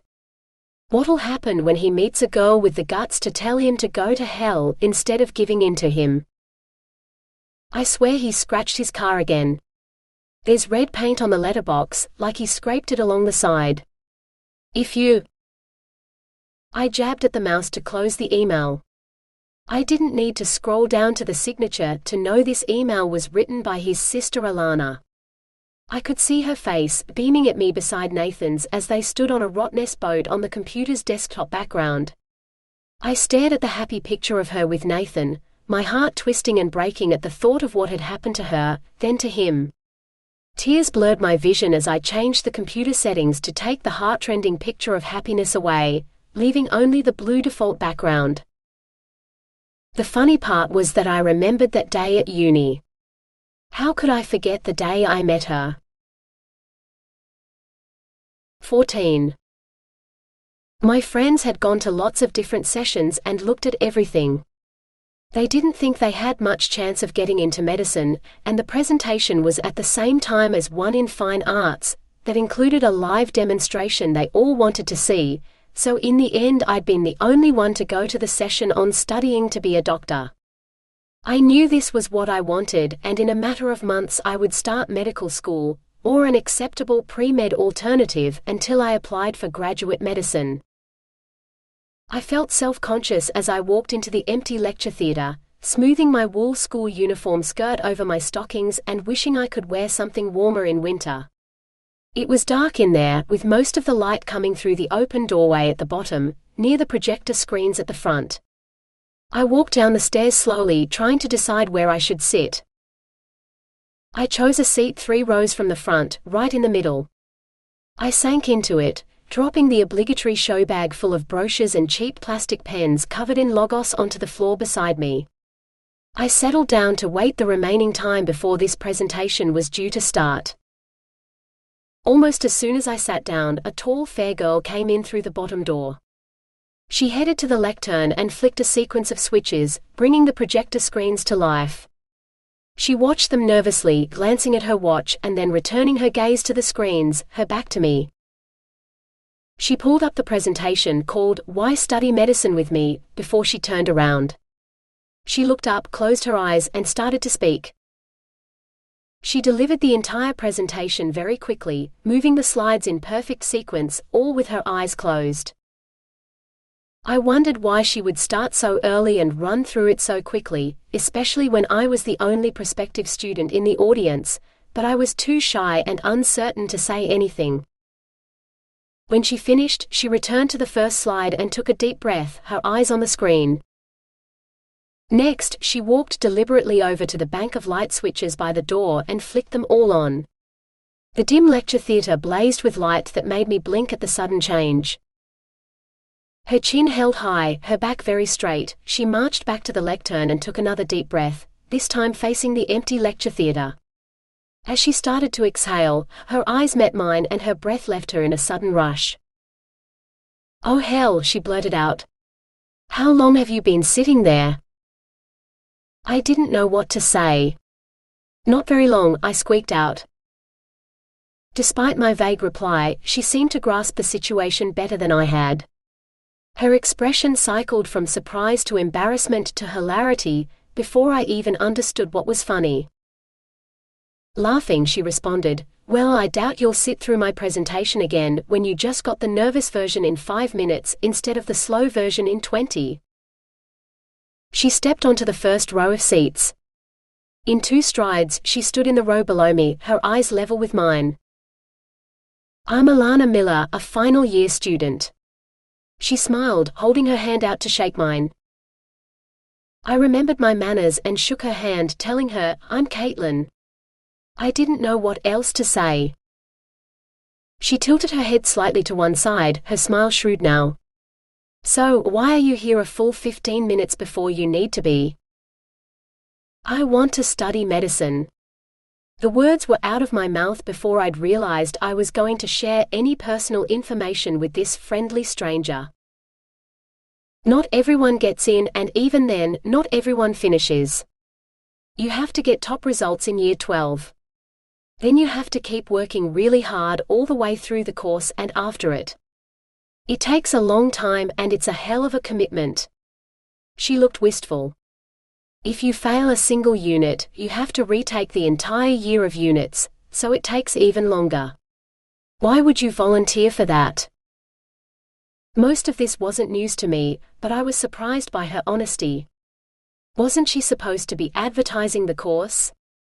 She looked like she was laughing inside while her expression was serious. I took a deep breath before trying to voice the words I'd told myself countless times but never spoken aloud. One day I could save someone's life and that will make it all worth it. She laughed again, nodding knowingly. "You sound like me before I started. I bet I'll see you at all the med school parties next year." Having been unusually open, I felt brave enough to ask her a personal question. "But if you're in your final year, won't you be an intern next year? Why would you go to parties with the students after you finish?" She bit her lip briefly before she spoke. "My brother had to repeat a year, so he'll drag me to all of them. He says he has a better chance of picking up if girls know he has his sister with him." She looked me up and down as if trying to guess my dress size. "You're really pretty. He's definitely going to be interested in you." Wonderful. There were himbos at med school too. But this one would be at least 5 years older than me, so he probably wouldn't bother with me. "What advice can you give me about him?" "Tell him to take a hike or you'll kill him if he so much as touches you." She lowered her voice considerably. "My brother is the king of the one-night stand and his reputation precedes him. I can't imagine why most girls bother with him unless that one night is really amazing. I've seen him on the pool, he's the most charming man you could meet, talking some girl into coming home with him, but by the next morning she's gone and he's forgotten her name. The day he drives a girl home or even makes breakfast for her, I think I'd die of shock." I shrugged. He didn't sound like anyone I'd bother with. What's his name and what does he look like? He's my twin, so he's a bit taller than me, but his hair's the same color. She looked mischievous. I'll introduce you to him at the first party I see you at next year. I want to see Nathan's face when he meets you. She gave me one last conspiratorial grin as she took a flying leap over the bottom row of seats to the front of the lecture theater. She turned to face the half-full lecture theater with a professional smile, and proceeded to tell everyone else why they'd want to study medicine with her. And at the time I'd listened spellbound, without a second thought for her charming brother. 15. An irritating buzz dragged me out of my memories. I rose and found the intercom unit. Yes? I asked tersely. My name is Craig, and I have a Woolworths online delivery for Miss. Yes, that's me. I'll open the gate for you. Mine's the one up the top at the north end. Ah, which way's north? I sighed. It wasn't his fault he didn't know. I wouldn't know either if it hadn't been a selling point of the apartment. Can you see the one on the top floor with the door open and an arm waving out of it? No, oh wait, yeah, I can. That's me. I hope you have a trolley that can handle 3 flights of stairs, because your service said door-to-door delivery. Yes, miss, it can. It's in the special instructions for this order. I'll be right up with your groceries. Thank God for online food shopping. If only it had been available when I first reached home from hospital all those years ago, but if it had, I might never have left the house once I got home.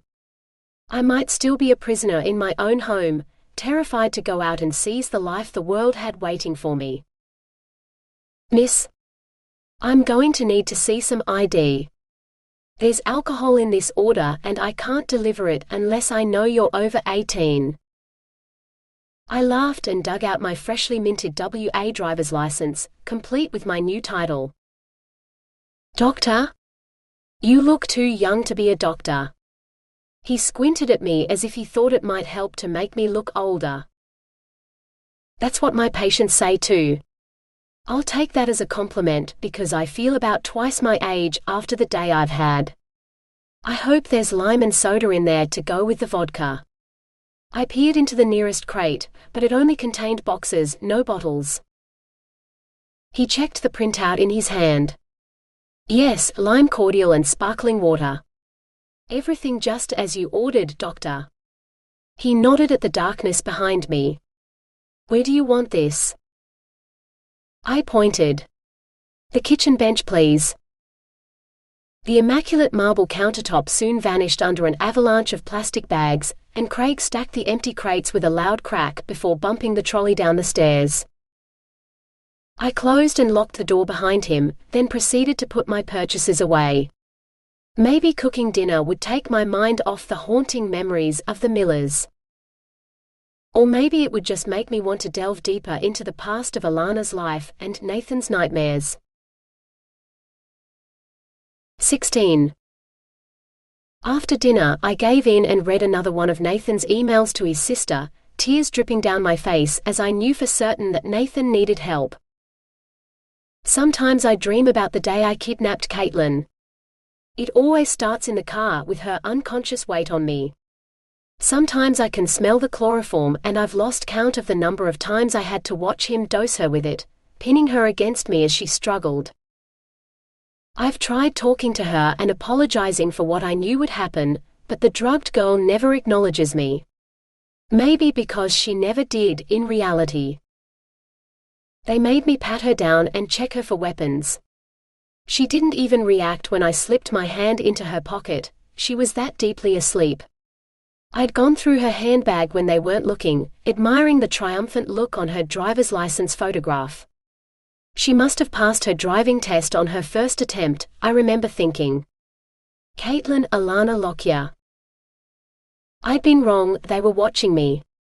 He grabbed the wallet and license from me and tossed it out of the window, where it bounced into the bushes by the side of the highway. He demanded her phone too, which I handed over to watch I to fly over the bonnet of the car to the road. If we didn't smash it, one of the cars behind us probably did. Her bag had other stuff in it, and I recognized the Swiss card. Alanna had owned something similar. I managed to sneak it out of her bag before he took that from me too, not knowing about the package of blades and tools hidden beneath Caitlin's comatose cheek. I slipped it into my pocket, figuring it might come in handy. I never thought she'd try to stab me with it. The clearest part is when the car stops. He tries to take her off me but he can't, so he tells me to bring her. It's always the seatbelt holding her in the car, not me as it was then, but I know I have to stay with her. I won't hurt her. I click the seatbelts free of both of us and lift her out of the car. Then it was the weirdest feeling, having a sleeping woman in my arms. Now it's comforting because of how many times I carried her. Bush surrounded us, low scrub and the smell of salt on the breeze. It's funny what you remember. I hadn't paid much attention to where we were going, but I remember the smell and the twisted trees. I followed him down an overgrown track, deeper into the scrub, until he rounded a corner and disappeared. The black hole just yawned in front of me, concrete steps leading down into the dark. He shouted at me to hurry up with the girl and I did, ducking my head even though I didn't need to. Sometimes just that ominous darkness swallowing us is enough to wake me up, because the moment I carried her into that bunker, it was over. Any hope I had was ripped away. But sometimes I can't wake up from the nightmare and I fall deeper, my hesitant steps carrying her into her prison, where she'll know torture and terror and eventually dance with death. My fault. The rope burns my hands as I bind her legs, then her arms with it while faint light trickles through the horizontal slit of a window. Wide enough to slip a letter through but not wider than my hand. And too high up to reach. I get up to leave and tell him I've done as he ordered and tied the poor girl up, but the open doorway isn't open anymore. It's blocked by a heavy fire door and there's no handle on this side. Just a metal plate riveted in place. I bang on the door for a bit and shout, but I get no answer, so I figure I'm as much a prisoner as she is. After a while there's a shower of sand from the window and a laughing voice tells me he's lost the key, and he'll let me out when he finds it. In the meantime, why don't I break the girl in while I'm waiting? I was stupid enough to ask what he meant. His response is crude and graphic, and I hope to God she never heard it. I remember kicking the rocks around, clearing the floor so there was space for us both to lie down, though I wasn't going to do what he said. I just wanted to sleep off my hangover. I stuck that Swiss card in her pocket, figuring if they tied me up too, then at least it'd be easier to get to that way. I never thought she'd be the one using it. Then the window light started to fade as rocks and bricks were shoved into the gap until all I saw was black, and we were buried alive, in a bloody dark bunker in the middle of nowhere. That's usually when I wake up, my heart racing as I gasp for breath. And take sleeping pills because there's no way I'll sleep again after that. But some nights, it's not enough. Sometimes that dream morphs into the night I found her, bleeding out on the floor and I can't get her out because the door's locked. Those are the nights I wake up shouting. And the nights when no matter how many pills I take, sleep avoids me. Like tonight. But I'll try just a couple more and hope it'll be enough. 17. After working from dawn till dusk all week, I was ready to go home to bed, but I couldn't miss the doctor's sundowner, where all us shiny-faced interns got to meet the cynical senior doctors we'd be working with for the next year. Having done most of my course on the other side of the country, I'd expected to know no one, but I'd already spotted two familiar faces. If only they hadn't known me as a patient, I crossed my fingers that they wouldn't remember me. Surely they'd both had plenty of patients in the last 5 years, who were far more memorable than I was. Now this is a lovely surprise. The Irish burr almost made me choke on my wine, but I recovered and managed to smile as I turned to face the doctor who'd supervised my first-year prac. And been my doctor after Nathan dragged my dying body into hospital. It's been a long time, Dr. Lannon, I replied, taking another sip so I wouldn't have to say anything else. That it has. You're the first year who stole my parking spot, aren't you? Dr. Lannon grinned at my look of horror. I'm the director of emergency medicine now, and no one else has ever dared to do it. I'm sorry, but I've forgotten your name, and staring intently at the name badge on your chest will probably get me accused of sexual harassment. Can you remind me instead? I laughed. My identity was still secret, he'd only know my new name. I unpinned the badge and raised it to his eye level, suddenly feeling very short compared to the tall Irish doctor. Aside from some additional lines around his eyes, he didn't seem to have changed a bit. You can tell your wife you were a perfect gentleman. How is Althea? His wife had been my physiotherapist, the woman who'd managed to help me walk again. I owed both of them a lot for my recovery. A shadow seemed to pass across his expression, but he hitched his smile back up as if it had never happened. Oh, fine. No, something wasn't fine, but I didn't want to pry. The last thing I wanted to do was get one of the senior doctors offside, and the director of the area I wanted to specialize in, no less. Who'd have guessed that all the trauma I'd been through would make me choose emergency medicine as a career path? Not me 5 years ago, that's for sure. I held up my empty wine glass and used my need for another drink as an excuse to walk away. Oh, you managed to get tickets? How? I heard they sold out in like the first day and they aren't doing extra shows. They're going for like $500 on eBay now. My sister works in the ticket office in the city. I gave her the money and she bought them for me. I've never heard Chaya play live, they never come to Perth. I heard the concert at the Sydney Opera House last week was awesome. I hope the Perth one's as good. I can't afford either of them. My uni books this semester cost over $600. Maybe if I'm lucky I'll get the Blu-ray for Christmas, or it'll be on TV when the tour's over. Besides, I'll probably be working that night. I need to do extra shifts to pay for my uni books. One of the catering staff broke off her conversation to ask, "What can I get you?" I set my wineglass down. Do you have anything without alcohol? My body thinks I'm still on Sydney time and if I drink any more, I'm scared I'll fall asleep. The girl grinned and poured me a soft drink. You're the only doctor here who isn't drinking then. Even Dr. Lannon's getting into the whiskey tonight, and he never drinks. I glanced at the doctor, only now noticing the drink in his hand. Even as I watched, he set the empty glass on a table and left the room. His smile had definitely vanished. Please don't let me be the one who said something that pissed him off, I prayed. Could this evening get any worse? I heard you dropped out, a female voice said. I whirled, hoping they weren't talking to me. This time, I faced the dark-haired doctor I didn't want to speak to. Me? She nodded and peered at my name badge, then seemed crestfallen. Oh. I thought you were someone else. A patient.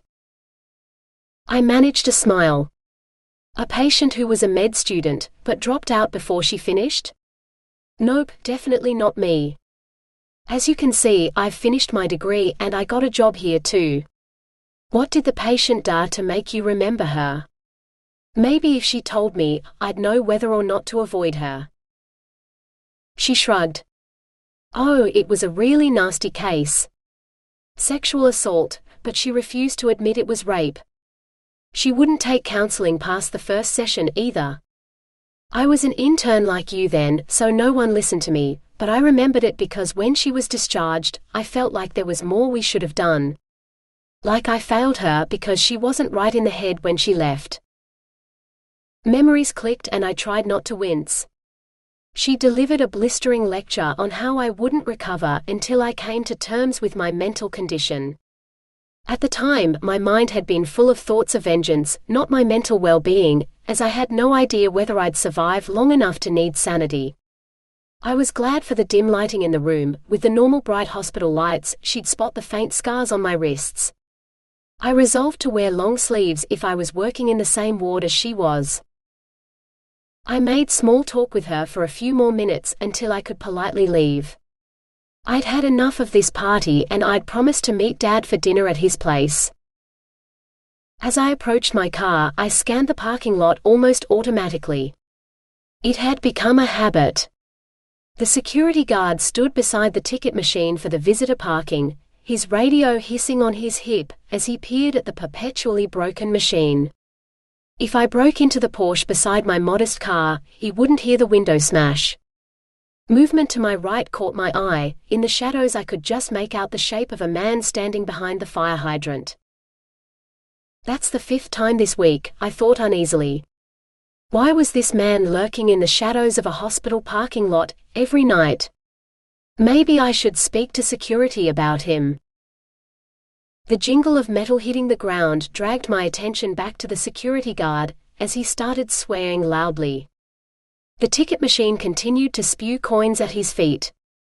He wouldn't notice if an intern was attacked by a strange mystery man either, I realized, my eyes darting to the fire hydrant. But the shadowy man had vanished. I didn't hallucinate nor believe in ghosts, which meant I hadn't imagined him. He'd been real, so the risk of danger from him was real too. And the broken ticket machine could be a coincidence, but staying safe meant assuming nothing was a coincidence. I jerked the car door open and pulled it shut behind me, securing the locks again with the touch of a button. Frequent glances in the rear vision mirror relieved me of the worry that anyone was following me, so I headed for the freeway and Dad's place. Dinner with Dad couldn't be anywhere near as stressful as drinks with doctors. 18. It was strange seeing Dad's furniture in a different house, all laid out and lived in, for he'd been here for 5 years. As long as I'd been in Melbourne, neither of us could live in his old house anymore. Despite moving from south to north of the river, he'd still chosen a restored cottage with all the walls painted in the same boring shade of beige. Without me around to tell him otherwise, he'd bought all matching beige curtains too, so the place would have looked blank inside if it weren't for the pictures on the walls. Artwork mostly, except for the photos. And most of those were of me. My graduation photo took pride of place over the ornately tiled fireplace, too pretty to have hosted a fire in its present state, but beside it was a picture I'd never seen before. It looked like me holding a baby and smiling, something that would never happen this side of hell freezing over. I told you that you look just like her. Dad stood at my side, nodding at the impossible picture. I peered at the baby's scrunched-up face as realization dawned. No wonder I don't remember this photo being taken. So you saw Mum's cousin and he gave you this? He nodded. A whole box of them. I'll show you later if you like. He was very disappointed that you couldn't be there, so he asked me to give you a letter and plead that you'd contact him so he could meet you. He said something about a family debt that needed to be repaid, but he'd only discuss it with you, as Fatima's daughter. He dug the letter out of a drawer and handed it to me. Please do it. It wasn't like Dubai, he didn't have any bodyguards with him. I don't think they could get Australian visas. No, goons for hire from Saudi Arabia probably appeared on several lists of people who weren't allowed into Australia. Thank God for that. It didn't mean he couldn't afford to hire some Australian muscle here to intimidate or even stalk people. There were plenty of perfectly legitimate security firms in Perth who provided staff for surveillance, and at a surprisingly affordable price too, I'd found when I first looked at getting additional security for my place earlier in the week. Just getting quotes, I wasn't quite paranoid enough to feel the need for a personal bodyguard. Yet. I fingered the sealed envelope, wondering if my mother's cousin had hired the shadowy man to keep an eye on me. And why? Maybe his letter would shed a little light on my stalker. I got back late from work, so I just started dinner. You don't mind if it takes another half hour before we eat, do you? I assured him I didn't mind as I sank into the sofa with the strange letter. Dear Kayana, I understand that you took a different name in Australia, but this is the name my cousin Fatima gave you and the name I hold in my heart, for you are family. And because you are family, I owe you a debt. More than one, in fact. First, there is the matter of Fatima's dowry and your own. Her father, your grandfather, loved both of you very much and set aside a small sum of money for her, which on her death he held in trust for you. As the executor of his estate, following his death earlier this year, I believe he would wish you to have this as a small token in memory of him. Tell me how you would like the money transferred to you and I will arrange it. Secondly, there is the matter of some property in Australia. He originally purchased it as a wedding gift for Fatima and her new husband, but as she never reached Australia, the gift never changed hands. Instead, it was leased and the rent held in trust for you. I have enclosed a copy of the deed for this property and the relevant forms to change the name of the owner to whatever name you are known by now. You can forward the signed papers to the conveyancer, whose details appear on the documents, and they'll make the necessary arrangements. If you wish to inspect the property before taking possession of it, I have included the name of the property manager, who arranged and terminated the last lease. The property is presently unoccupied. Contact her and she will provide the keys to the house. Thirdly, there are the tragic circumstances surrounding your mother's death. I offer you my belated condolences on the loss of your mother, and I beg to be allowed to convey these to you in person. The remainder of the letter was a list of his contact details in several different countries, as well as his name. Mohsen Rezai. I shrugged. I didn't recognize his name, so I took a closer look at the other papers in the letter. A business card for a Perth conveyancing company was stapled to an official-looking form, which I set aside, and the deed to a property at 100 Osprey Bay Drive, Osprey Bay. A quick check told me that it was on the coast, just past Busselton. I only thought there was a resort in Osprey Bay, no houses. Well, evidently there was one and it belonged to me. As if I needed more property. It was probably an old, run-down place that was 20 years behind on maintenance. But if it wasn't, a beach house in Busselton would be a wonderful place for a break, when I found the time. I decided to make arrangements for an inspection and a much-needed holiday down south. Heaven knew I needed it. And if the stalker followed me, I'd know I wasn't simply paranoid. If he tried anything, he'd soon discover that I wasn't the defenseless little girl I'd been 5 years ago. And I'd be armed. 19. As the sun rose, I stumbled home from my night shift, wanting nothing but sleep. Yet when I walked in, I detoured to check my email, no, Alanna's email, to see if Nathan had written anything else. Sure enough, he had. I remember the shouting clearest, though not the words because I tuned out. He was so furious he was spitting and every third word was fuck or fucking. He referred to a fucking knife a lot too. It wasn't until he pulled out my gun that I started to pay attention. I stared into that narrow muzzle and the words rang in my head. You're going to fuck her and I'm going to watch, and if I don't like what I see, I'm going to drag your fucking sister in and show you how you fuck a feral little bitch into submission. And then I'm going to shoot you. I said I'd do it. God help me, I said I would.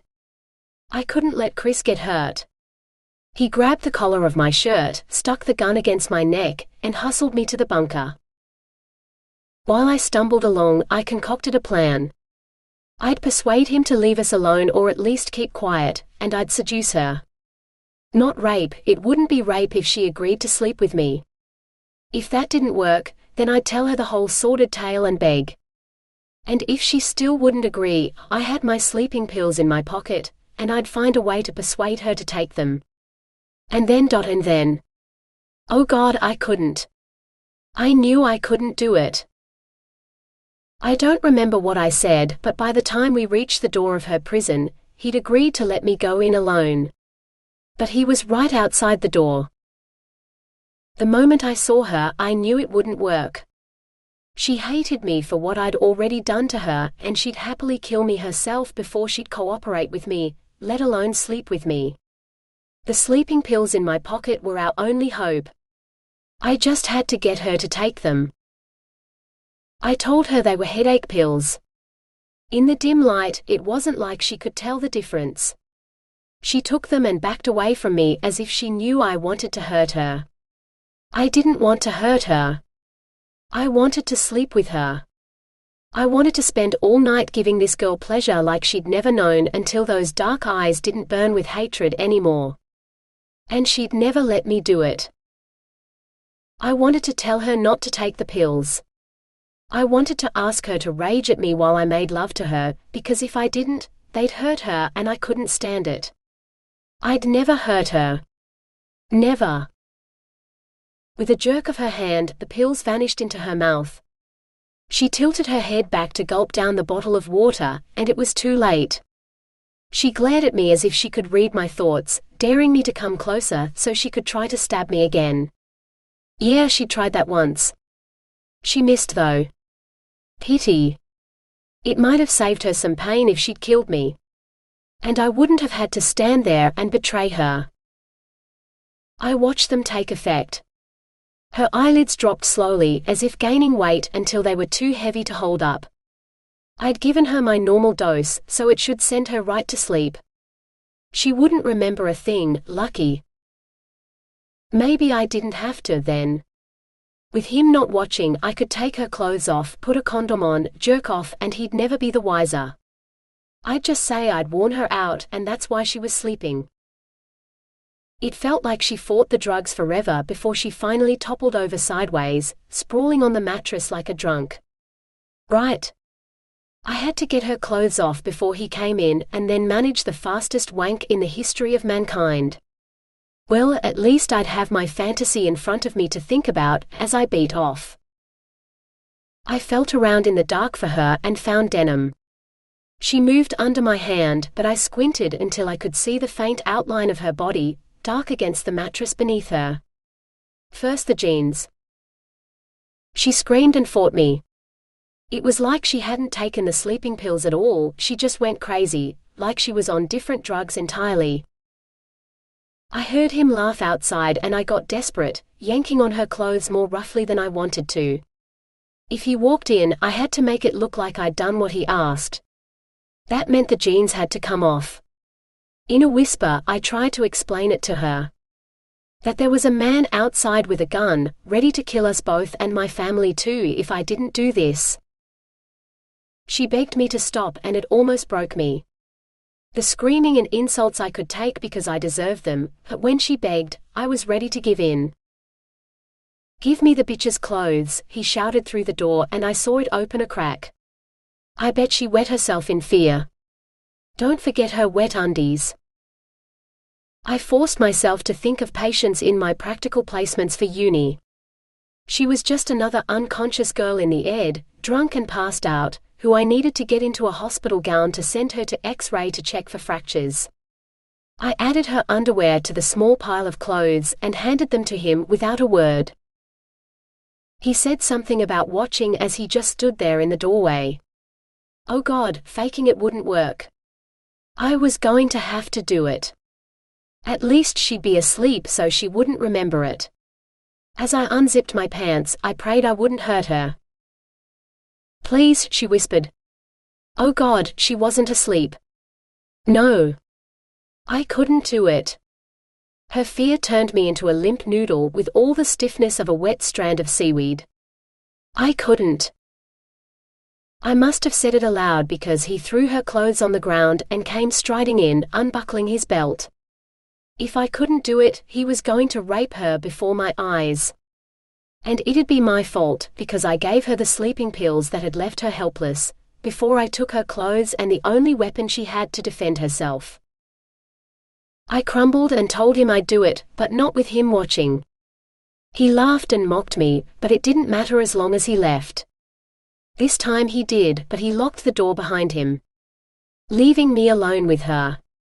I listened for the scrape of footsteps outside to see if he was leaving or eavesdropping on us. A rock clattered across the concrete, and his swaying sounded distant. Then I heard the pound of feet retreating up the steps. If he wasn't listening, I wouldn't have to. But there was the matter of the used condoms. I'd wait until she was asleep before I jerked off, or I'd give her the wrong idea. I glanced at the mattress to see if the pills had knocked her out yet, and she was gone. Oh God! Had he taken her? Had she found a way out and he'd caught her, locking me in here alone? Or was she still in here? She could hurt herself if she fell, and she'd taken a heavy dose of sedatives. She'd be clumsy as a drunk in the dark, and with the rubble on the floor. I swept the room with my torch, trying to find her. And when I did, I froze. She had one arm across her breasts, but the other was curled into a fist, and the curve silhouetted behind them. Oh God. 10. A perfect fucking 10. If she didn't put some clothes on, I was going to beg and we'd both die. I struggled out of my jumper, unable to get the image of her perfect naked body out of my head, and that's when she tackled me. The torch smashed somewhere and my fingers brushed against beautiful skin, before she darted away into the darkness. I heard her body slam against the door repeatedly, the only timber in the room, until it sank in that we were locked in here together and there was no escape. That's the real fucked up part of it. I was ordered into that room and locked in with her so that I'd rape her, but I couldn't do it, yet I wanted to. I know I wanted to, and I couldn't bring myself to touch her because she hated me. My nightmares go further. I always end up giving in and she screams and fights me until I realize I've killed her, but I'm sure I didn't. I'm sure I didn't hurt her. I should never have given in to temptation later. Now I know what it's like to feel her body naked against mine, writhing in the bits of bliss I managed to bring her. My traitorous mind twists the memory into my dreams. I think, did I do it and deliberately try to forget hurting her? I couldn't hurt her. I couldn't. But the nightmares are so real. And then I take more pills to make them go away, but they always come back. I swear it can't get worse, but it's not getting better either. Angrily, I shut down the laptop. He'd never hurt me. He hadn't wanted to, and he hadn't done it. And if he'd forgotten, then I needed to remind him. But first, I needed to get to bed before I fell asleep at the desk. Bloody night shifts. 20. Joe looked far too cheerful for this hour of the morning. In fact, everyone looked far too cheerful. When you've worked in the emergency department for 5 night shifts in a row, 10 a.m. is officially an ungodly hour. I needed a whole pot of coffee and another one too, or I was going to faceplant on the table and snore into next week. How's work at the hospital? Getting used to people calling you doctor yet?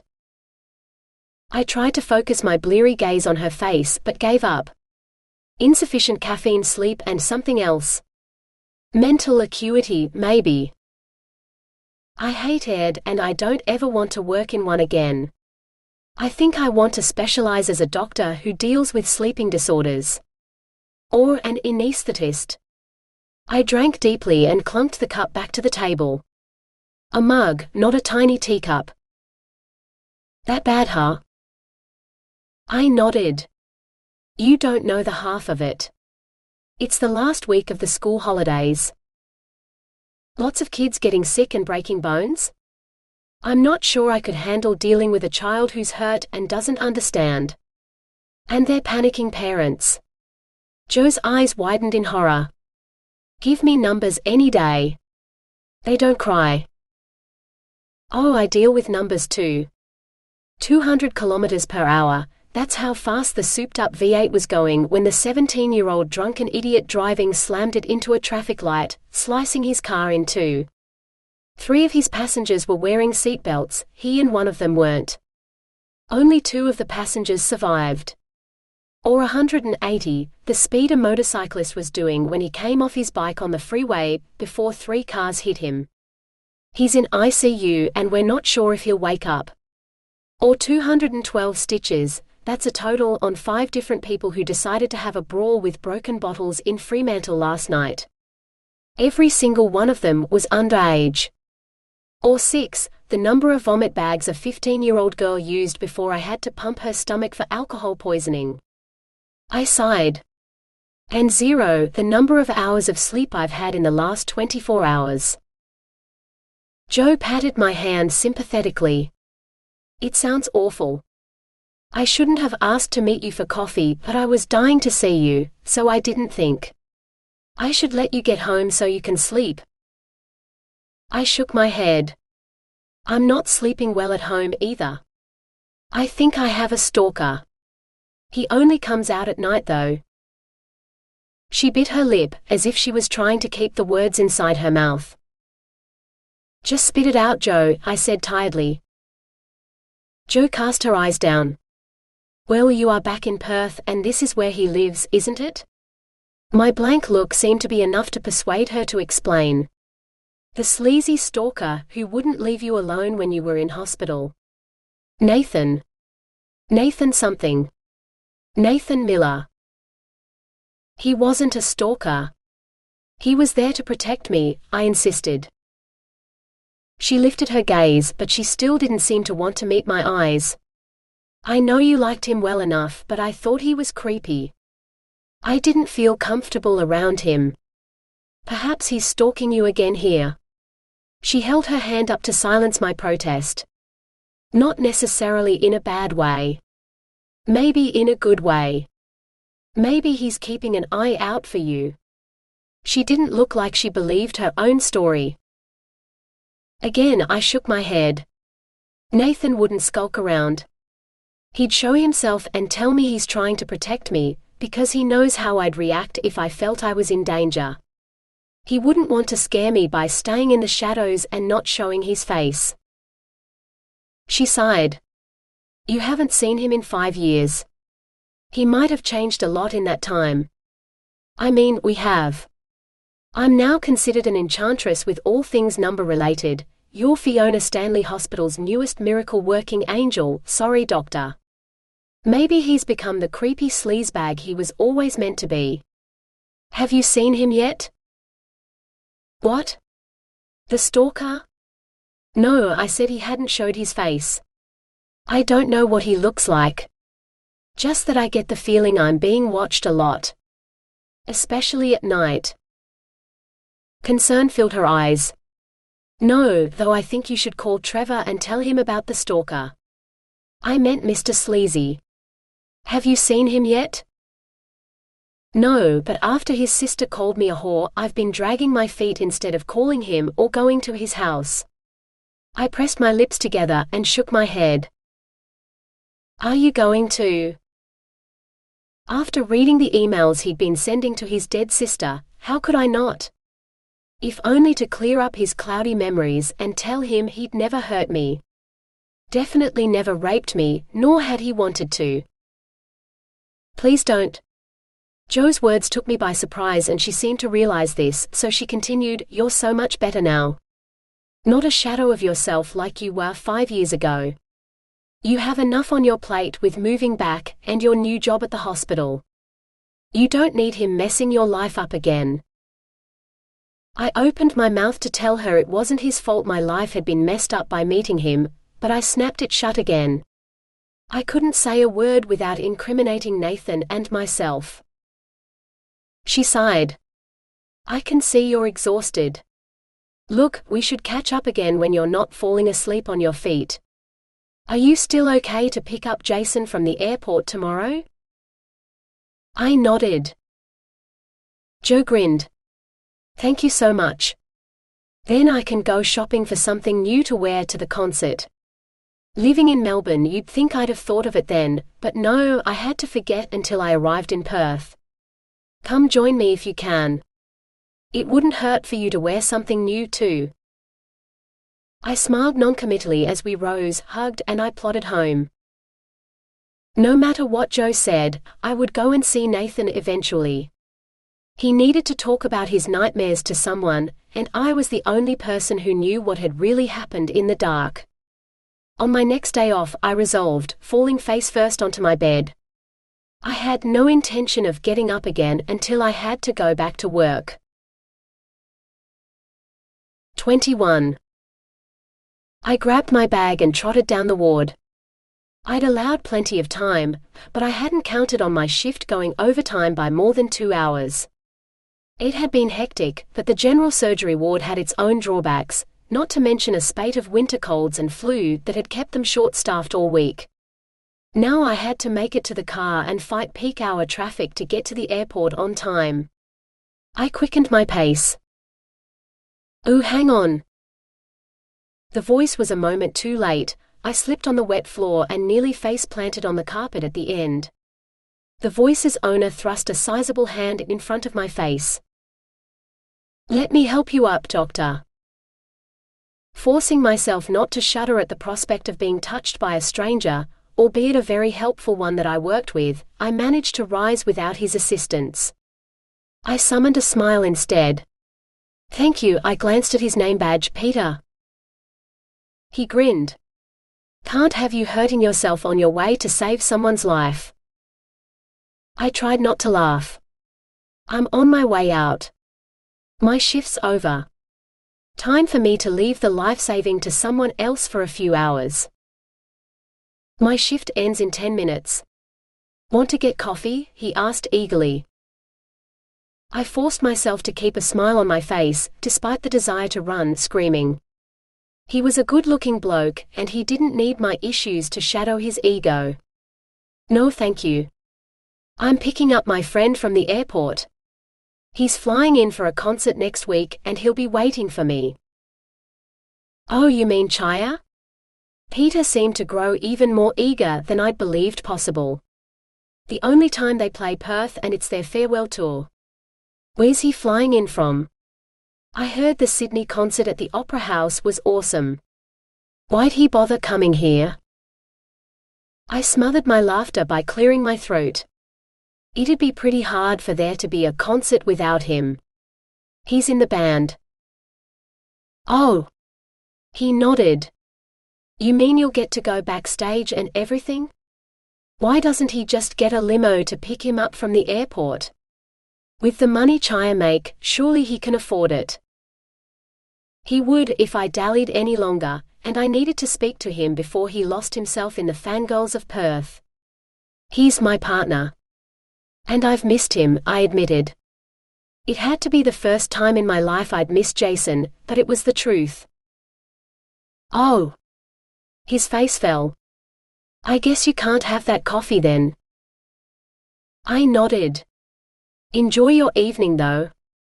I set off again, waiting for barely a split second before I decided it'd be faster to take the stairs than wait for the lift. I pounded down the steps, wishing I could agree to something as simple as coffee with someone. Anyone. But I still couldn't stand anyone touching me. Sure, I touched my patients, but that was different. I was as cold and unattainable as the clouds scudding across the sky this morning. Besides, what sort of doctor would I be if I fell in love or even lust with one of my patients?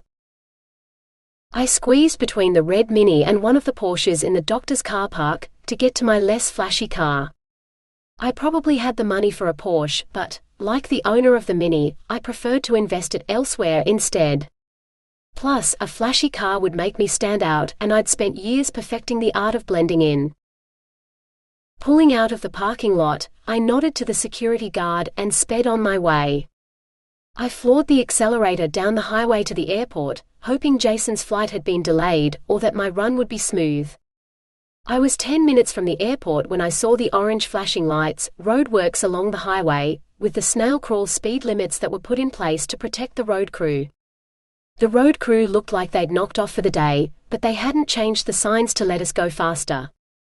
Gritting my teeth and gripping the steering wheel, I crept along in my car, wondering if I'd get to the airport faster if I walked. When I stormed into the terminal, I was 15 minutes late, and fuming. Keeping my fingers crossed, I checked the arrivals board, only to find that Jason's flight had been 20 minutes early. He was probably halfway to a hotel by now, thinking up ways to make me feel guilty for forgetting him. As if my job and my patience didn't matter. I pulled out my phone and called him, scanning the seats at the terminal in the faint hope that he'd have waited for me. Fat chance. Behind me, the first few bars of Chaya's Necessary Evil sounded as a mobile ringtone. I whirled and Jason winked. I ended the call before it had started, and shoved my phone into my pocket. His happy smile wasn't directed at me, but at the air hostess sitting across from him, sipping her coffee through a perfect red lipsticked mouth. He said something to her and she erupted in a fountain of giggles.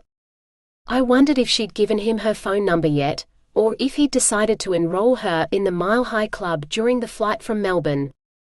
Neither would have surprised me. "Brooke, this is Angel," Jason drawled loudly. "Brooke's the air hostess who gave me the most amazing service on the flight. Absolutely first class. A blowjob so good he wanted another one," I translated in my head. Brooke blushed, giggled and did her best to look like an appealing manga character. I gave her a bland smile in response. She volunteered to help crew a flight to Kalgoorlie when one of their flight crew got stuck in a car accident in the roadworks on the highway, so I offered to buy her a coffee while she was on her break between flights, Jason continued. "You should really come to the concert, Brooke. I know someone backstage who'd love to see you again." His eyes dropped to his pants. "I think you should offer to take her to dinner properly before the concert," I said brightly. "But my bathroom's off limits, Jason." After catching him in my shower, squeezed between no less than 3 naked girls in Sydney, I'd offered to castrate him if I caught him in my room again. He laughed off my implied threat and rose with Brooke. He murmured something that included the word pleasure, and kissed her hand for several seconds before releasing it. She giggled again and made the signal for him to call her before she strode off to the departure gates, like a catwalk model. "Come on, I'm not carrying your luggage and parking here is more expensive than healthcare," I grumbled, wishing Jason would tear his eyes away from the girl's perky bum. She had legs like jet streams, so the skirt that would have looked modest on me almost revealed her underwear with every step. When she'd vanished through security, Jason shouldered his backpack and pulled the handle out of his suitcase, looking expectant. I led the way to my car. The moment the car doors closed, he was off. "She has the most incredible mouth. What I'd give to have those long legs wrapped around me." I jerked to a halt at the traffic lights. "She gave you a blowjob in the galley and you were interrupted before you could bang her on the bench." He spluttered but no words came out. "I'm right, aren't I? Normal people use the toilets for privacy. But there's no excitement in that. The thrill of being caught just heightens the thrill." I finished. "Here's something. No orgies until after the concerts. I'm not saying no fooling around, but if you're even 1 minute late, I'll slice your percentage of the take in half for the show." "You can't do that. These shows will pay the last installment for my private resort up north. You can't mess with my retirement plan," he protested. "All that stuff's set out in signed contracts." "Want to bet?" I asked grimly. "The only signed contract says what the band gets. Up until now, we've agreed to split that evenly.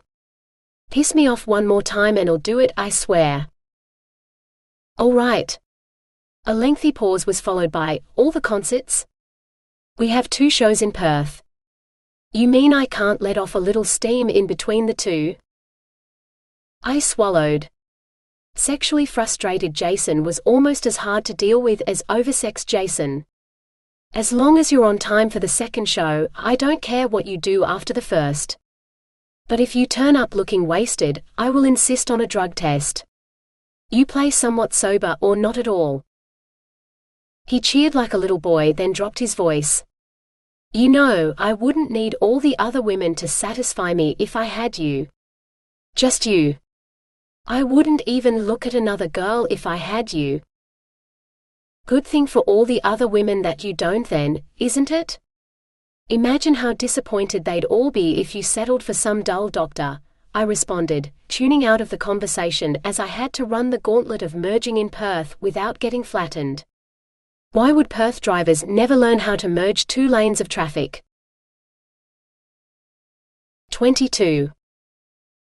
When I'd finally managed to extricate myself from Jason's hotel room so I could settle down with a quiet dinner at home, my attention strayed from the inane TV cooking show to Nathan's haunting emails.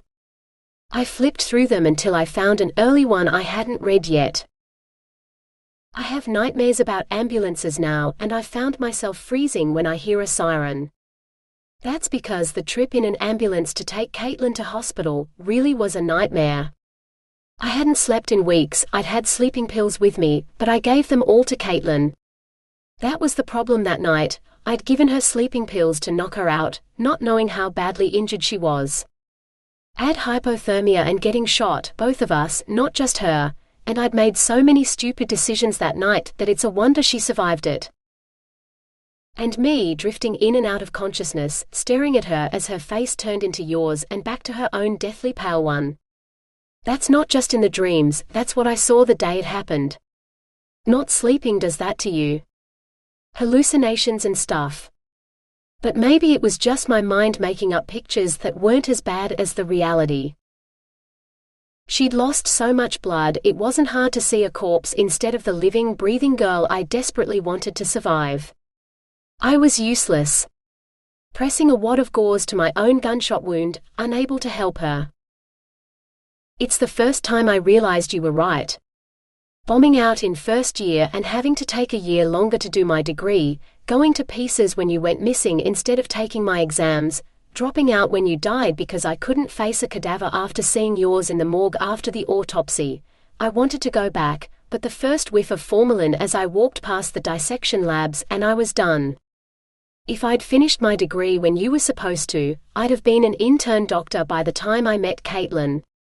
I'd have been qualified to help her, not nearly kill her. Now I'll be a security guard for the rest of my life, because I'll never be able to go back to uni. But that was just the start of my fuck-ups.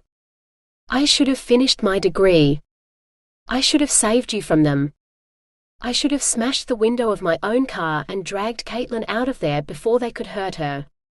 I should have saved her sooner or never left her side.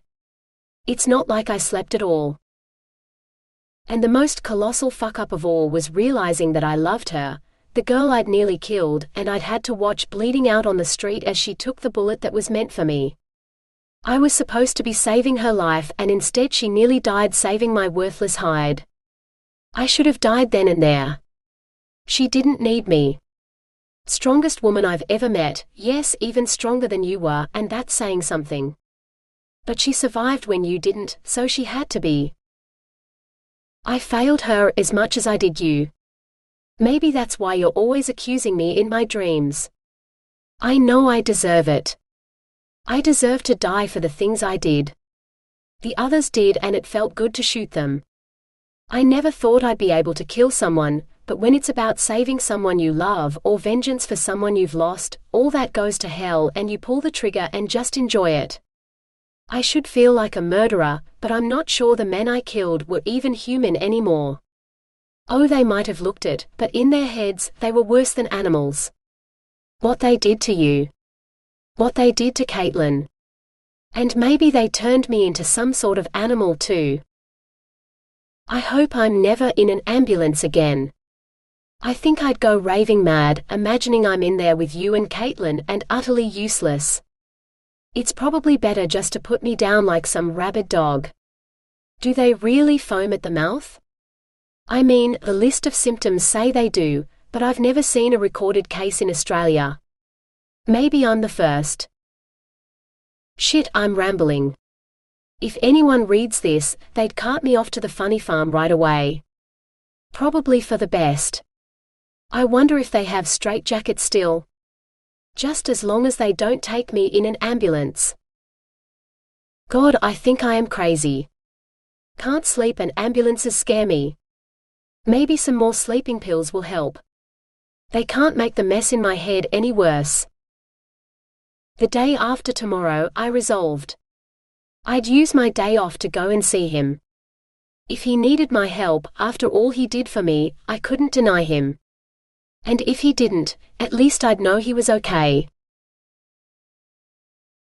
23. Doctor to 207. Doctor to 207. The carrying call echoed down the ward as my pager purred on my hip. I set my steaming coffee down with a sigh and headed to answer the summons. An intern doctor's job never ends. 3 patients and my second marriage proposal for the day later, I battered the soap dispenser to disinfect my hands so I could finish my coffee. Hopefully before I fell asleep on my feet.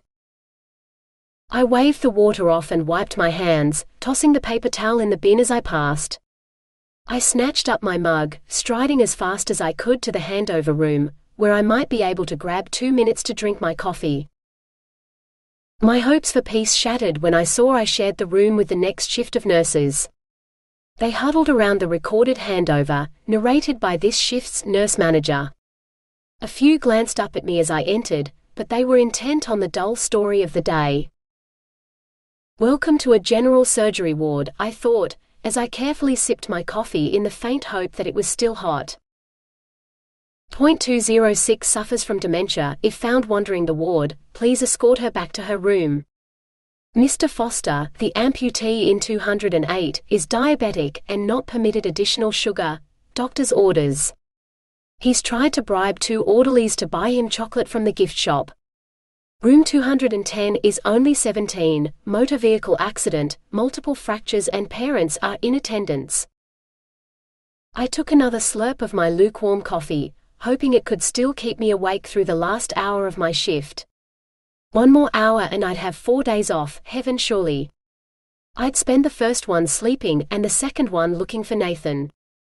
The email he'd sent 2 nights ago told me he was getting worse. The clustered nurses scribbled notes quickly as their patients came up in the droning, recorded voice. The nurse manager's voice rose, sounded hurried.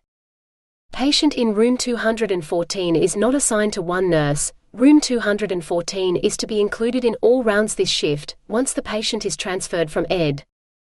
Arrived by ambulance at noon and due for transfer once stabilized. Suicide watch patient, frequent checks as time permits.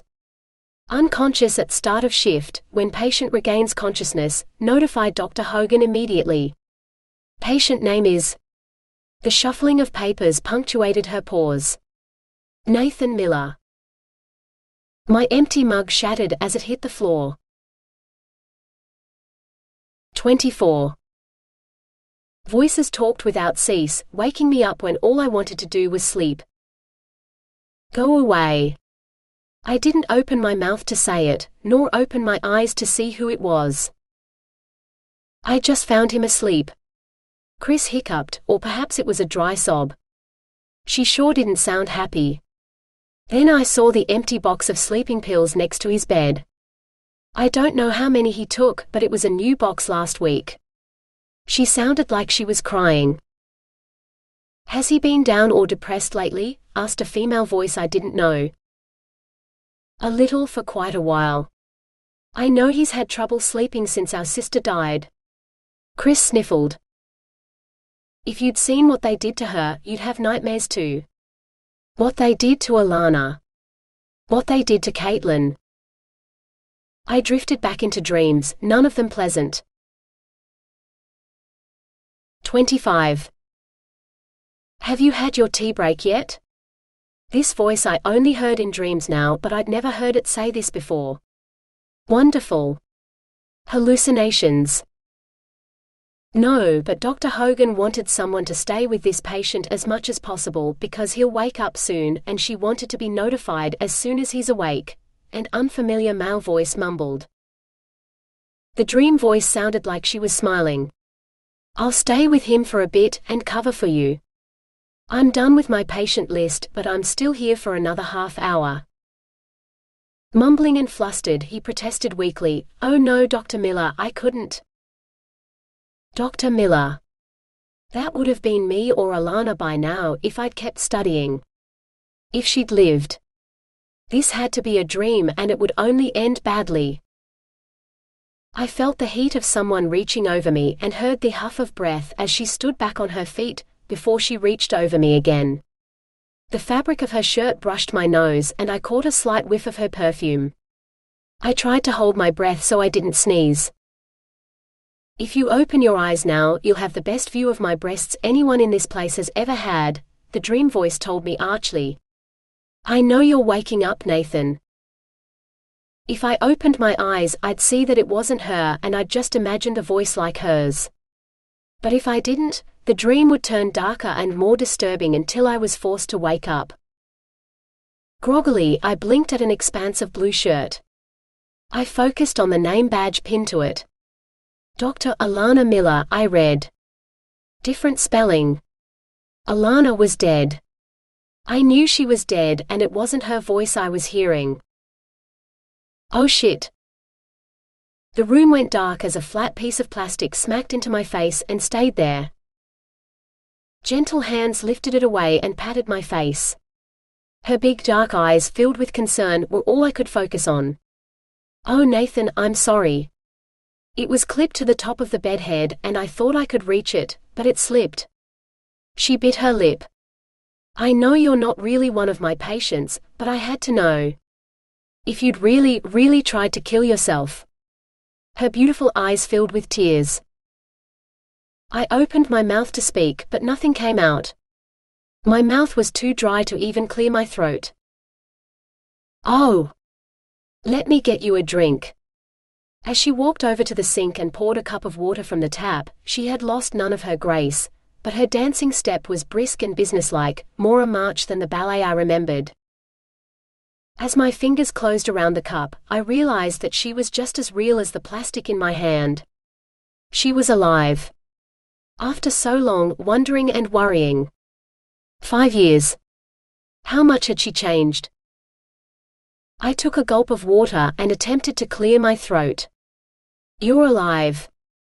I tried to find you, but it was like you disappeared or died, I rasped, taking another big mouthful of water. What are you doing here? I went over to Melbourne to study. I wanted to come home to do my internship.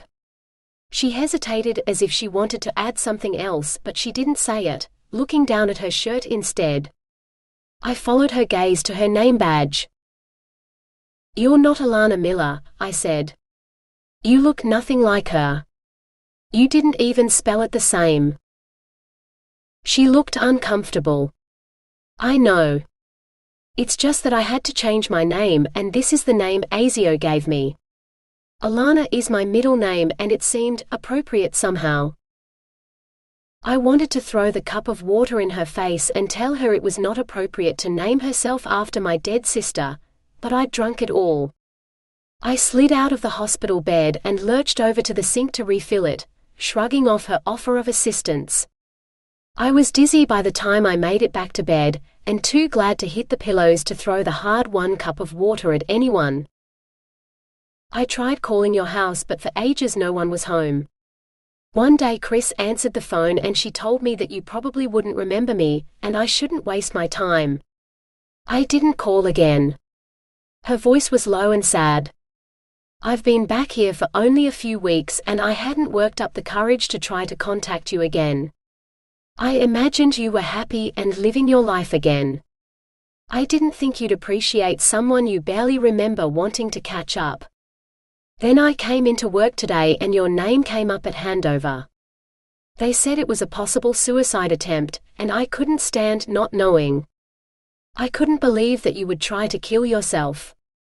Her voice choked up with tears. Nathan, why did you take so many sleeping pills? So I could sleep, I told her. I wanted the bad dreams to go away and let me sleep. You still have nightmares? She asked in a low voice. Who told you about them? Was it Chris? Did she tell you to stay away? I demanded. Caitlin looked almost guilty. No, Nathan. You had them in hospital and when we slept together. A couple of times you woke me up with your thrashing around, or when you pulled me into a bone-crushing hug. I remember one night I was scared you'd break my ribs, you were so determined not to let me go. My mouth opened and wouldn't close. I hurt you? Oh shit, I'm so sorry. You should have said something. If I'd known, I'd have slept by myself, somewhere where my nightmares couldn't hurt you. She pressed her lips together, as if she was trying to hold words in. What are your nightmares about? She asked timidly. Mostly about you. I regretted the words even as I said them, downing the water so I didn't have to look at her. That lasted about a second. I couldn't keep my eyes off her. It had been so long and I wanted to drink her in, not cold tap water. She looked stricken. But it's been more than 5 years since you've seen me. Chris said you wouldn't even remember me. She sat down heavily in the chair beside the bed. What did I do to you that still gives you nightmares now? Her voice shook slightly and her hands tightened on the mattress beside me, her knuckles as white as the sheet she clutched. She looked down at her hands instead of me. Not wanting to answer, I followed her gaze to her hands. The faintest scar remained across her wrists and all bar one finger had healed straight. I found myself telling her without deciding I wanted to. Your hands were covered in blood and your fingers were broken. My fingers traced the impossible lines her fingers had been bent into. There was so much blood. Sometimes you were screaming at the pain and other times you're dead, but I couldn't stop them. I couldn't do anything about it. I closed my eyes and the images were there, the ones I could never escape from. I dream about what you looked like lying on the beach, when I thought you were dead, what you looked like in the ambulance, when I realized what I'd let them do to you. I dream about you lying cold and dead like Alanna was in the morgue, with the same broken fingers, the same, oh God, the same injuries. I opened my eyes to make the images go away, but I couldn't look at her. I stared at her hands, trying not to see the blood in my memories. Her voice was hesitant but curious. In your file it says your nightmares are of her. Did you have to identify the body after it was found? Wordlessly, I nodded. She was so cold and so damaged. I couldn't believe anyone could willingly hurt someone like that. And then when I saw you in the ambulance, I realized I'd let them do it to you and I hadn't stopped them. Sometimes the dreams start with her, but then it's you. I heard her gasp. You gave me your sleeping pills. You stayed with me night after night and you didn't sleep. You were having the nightmares then and trying to protect Chris and me from what they did to her. Oh hell. She took a deep breath. You let me tell you what they did, you wrote it all down. I just tried to help you, I mumbled, embarrassed. She appeared to be fighting to say something, or not say it. When she finally opened her mouth again, it seemed to take a huge effort. When I slept with you, she blushed furiously but continued, I remember you did sleep sometimes. I mean you weren't up all night, oh hell. For all the innuendo in her words, there was no invitation in them. No, that door was firmly shut. There were some nights we didn't get much sleep, I acknowledged with a smile, wanting both to remember and forget those amazing nights I'd spent with her. I remembered them in my dreams, the ones that had started out well but they always ended with blood, screaming and death. My comment flustered her even more. I meant that some nights just by being there, maybe I helped you sleep. I wondered if it might help you if I stayed. One night, after all the nights you were there for me, is the least I can do. I wanted to say no. I wanted to tell her to stay far away from me and all the trouble that came with me. I wanted to tell her everything and apologize for still breathing. But more than all of that, I didn't want this dream to end. Please stay, I said. 26. Oh shit. Dr. Miller, an unfamiliar voice hissed. Dr. Miller. I opened my eyes to see an orderly pacing around my bed, hissing for Dr. Miller. I looked around for the elusive Dr. Miller, before realizing he meant Caitlin. She still sat on the chair beside the bed, but her head rested on her arms on my pillow as she slept soundly. "Shush, don't wake her," I told the orderly. He wrung his hands. "But she'll get in trouble if Dr. Hogan sees her here asleep, and she's on her way." "Then let me," I said softly. "Caitlin, Angel. It's Nathan. Wake up, Angel." I reached out and stroked her hair lightly. It was softer than I remembered, and much longer too. "Caitlin, wake up, it's Nathan." I took her hand in both of mine and squeezed her fingers gently. "Wake up, Angel." Her face lit with an incredible smile, the like of which I never thought I'd see again outside of dreams. "Nathan," she murmured, her eyes still closed. "Right here, Angel." I told her. "You've fallen asleep at work, so you have to wake up now." She blinked, sitting up slowly. Her hands flew to her shirt. "Oh shit, I didn't mean to fall asleep." "Thank you for staying." I told her. "It looks like we got a good night's sleep." She smiled, a little embarrassed, and opened her mouth to say something, but didn't get a chance. "Ah, you're awake." The voice was unfamiliar, and so was the woman it came from. "You're in hospital, Nathan, and I'm Dr. Hogan. Do you remember what happened?" "All of it. What they did to Alanna, what they did to Caitlin, the end of my contract because my job was done. Years of doing nothing but security shifts.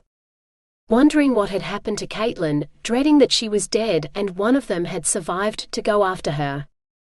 Years of nightmares and sleep deprivation. Waking up here and finding out she was alive." I cleared my throat. I couldn't sleep, so I took some sleeping pills. When they didn't work, I took some more. I woke up in the middle of the night and couldn't get back to sleep, so I took some more. Then I woke up and she was here. I smiled at Caitlin. The smile she returned was brittle and didn't reach her eyes. She looked worried. Dr. Hogan gave a perfunctory smile, her eyes flicking from Caitlin to me. "Your sister was worried about you when you didn't wake up, and she found the empty pill bottle. She called an ambulance which brought you in here.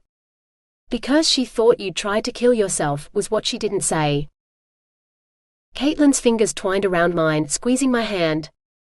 Dr. Hogan's eyes settled on our joined hands and she looked disapproving. Annoyed, I replied, "If I want help sleeping, I take Demelza. If I'd wanted to kill myself, I'd have done something else that would have worked. I took a lot of Demelza because I really wanted to sleep, and it looks like it worked because now I feel really well rested. Thank you for your help. I'm sorry my sister worries so much, she called for an ambulance. Are there any problems I should know about, or should I be thinking about being discharged?" She looked distracted. "No, it seems like you've had almost no side effects from your overdose, except for a lot of sleep that you clearly needed. If nothing else comes up, I'll probably discharge you today." She turned to Caitlin. "Dr. Miller, could I have a word with you outside, please?" Caitlin nodded mutely and followed her out. I strained to hear what they were saying. The orderly finished cleaning the bathroom and started to tidy up the room. "So you know Dr. Miller?" he said finally. "She and I are old friends," I replied tersely, trying to hear the conversation outside. "Nathan Miller isn't my patient, but he is an old friend of mine. There's nothing unprofessional about visiting a friend in hospital. I have a few days off, I'm not even rostered on today." The orderly switched the vacuum cleaner on. "So what do you know about Dr. Miller?" I asked him over the noise. "She's an intern from over east. She left her rock star boyfriend over there and decided to come back here to do her internship. She won't mix work and her social life though, completely professional, no matter what." He looked carefully at me and grinned. "Pity, isn't it? That patient's head is a mess. Everyone he sees says he should get some psychiatric help, but he won't do it. The guy has vivid nightmares so bad he's afraid to go back to sleep, but not about things he imagines, he dreams of horrible things he's seen. He saw his sister's tortured dead body, and not long after that, he found another girl's tortured body on a beach. I'm asking you to stay out of his head. Yeah, I replied, distracted. Caitlin said something in a low voice that I couldn't catch. My heart leaped at Dr. Hogan's reply. Then try to persuade him to get some help. If you really are his friend, maybe he'll listen to you. If he's in here again, I will hold you responsible. I could hear footsteps going away down the corridor, but I couldn't tell whose they were. The orderly switched the vacuum cleaner off and called, "See you later," as he headed out of the room. Caitlin came back in, her face clouded with annoyance. What did you do to her to make her dislike you so much? I asked her. Caitlin looked suspiciously at the doorway, but Dr. Hogan didn't appear. Nothing. She's just very protective of her patients, that's all. I remind her of a patient she had a long time ago, who lied about what had happened to her, and compromised the level of care she could give that patient. The same patient she thinks you found left on a beach to die, so she doesn't want me anywhere near you. She told you that? She told me some of it when she was an intern, but that was years ago. She looked angry at the memory. She gave me a lecture on how I couldn't recover properly unless I had psychological help, which meant telling someone everything. She likes you a lot more now than she did then. Her face cleared as she looked at me. She'll arrange your discharge papers and you could be out of here in an hour or so. She hesitated a moment. If you like, I could give you a lift home. My car's still in the doctor's car park. What do you drive? I asked her, suddenly interested. A little Peugeot, she said quietly, a white one. 27. Caitlin's car looked almost new, a pristine white hatchback that contrasted strongly to Alanna's battered old convertible. I threw my bag in the boot and slammed it shut, almost missing Caitlin's wince at the force I exerted on her car. Virginal car, I guessed, looking at the number plate. She can't have had it for more than a few weeks. So is the car a virgin? Never been touched by a man? I asked as I slid into the passenger seat. The Caitlin I used to know would have blushed and had difficulty answering. The confident woman beside me replied, "Oh no, I insisted she get started early. I had a team of 2 men detail her, polishing and rubbing every surface, before she was mine, and the same guys service her interior every fortnight. I can't stand that chemical new car smell." My jaw dropped. 2 men at the same time? Was she saying she'd surely not Caitlin? How much had she changed in the last 5 years? So you've been with other men while you were away? I wanted to bite my tongue, but it was too late, the words were out. Dark eyes drew me into their fathomless depths as somewhere on the surface, Caitlin X-rayed my soul. I couldn't look away. Do you really think it's any of your business, whether I've slept with 1 man or even hundreds? If you'd wanted to be a part of my life while I was in witness protection, then you should have come with me. She reversed smoothly out of the bay, curving into the lane and accelerating toward the car park exit. Do you still live in the house you shared with your sister before?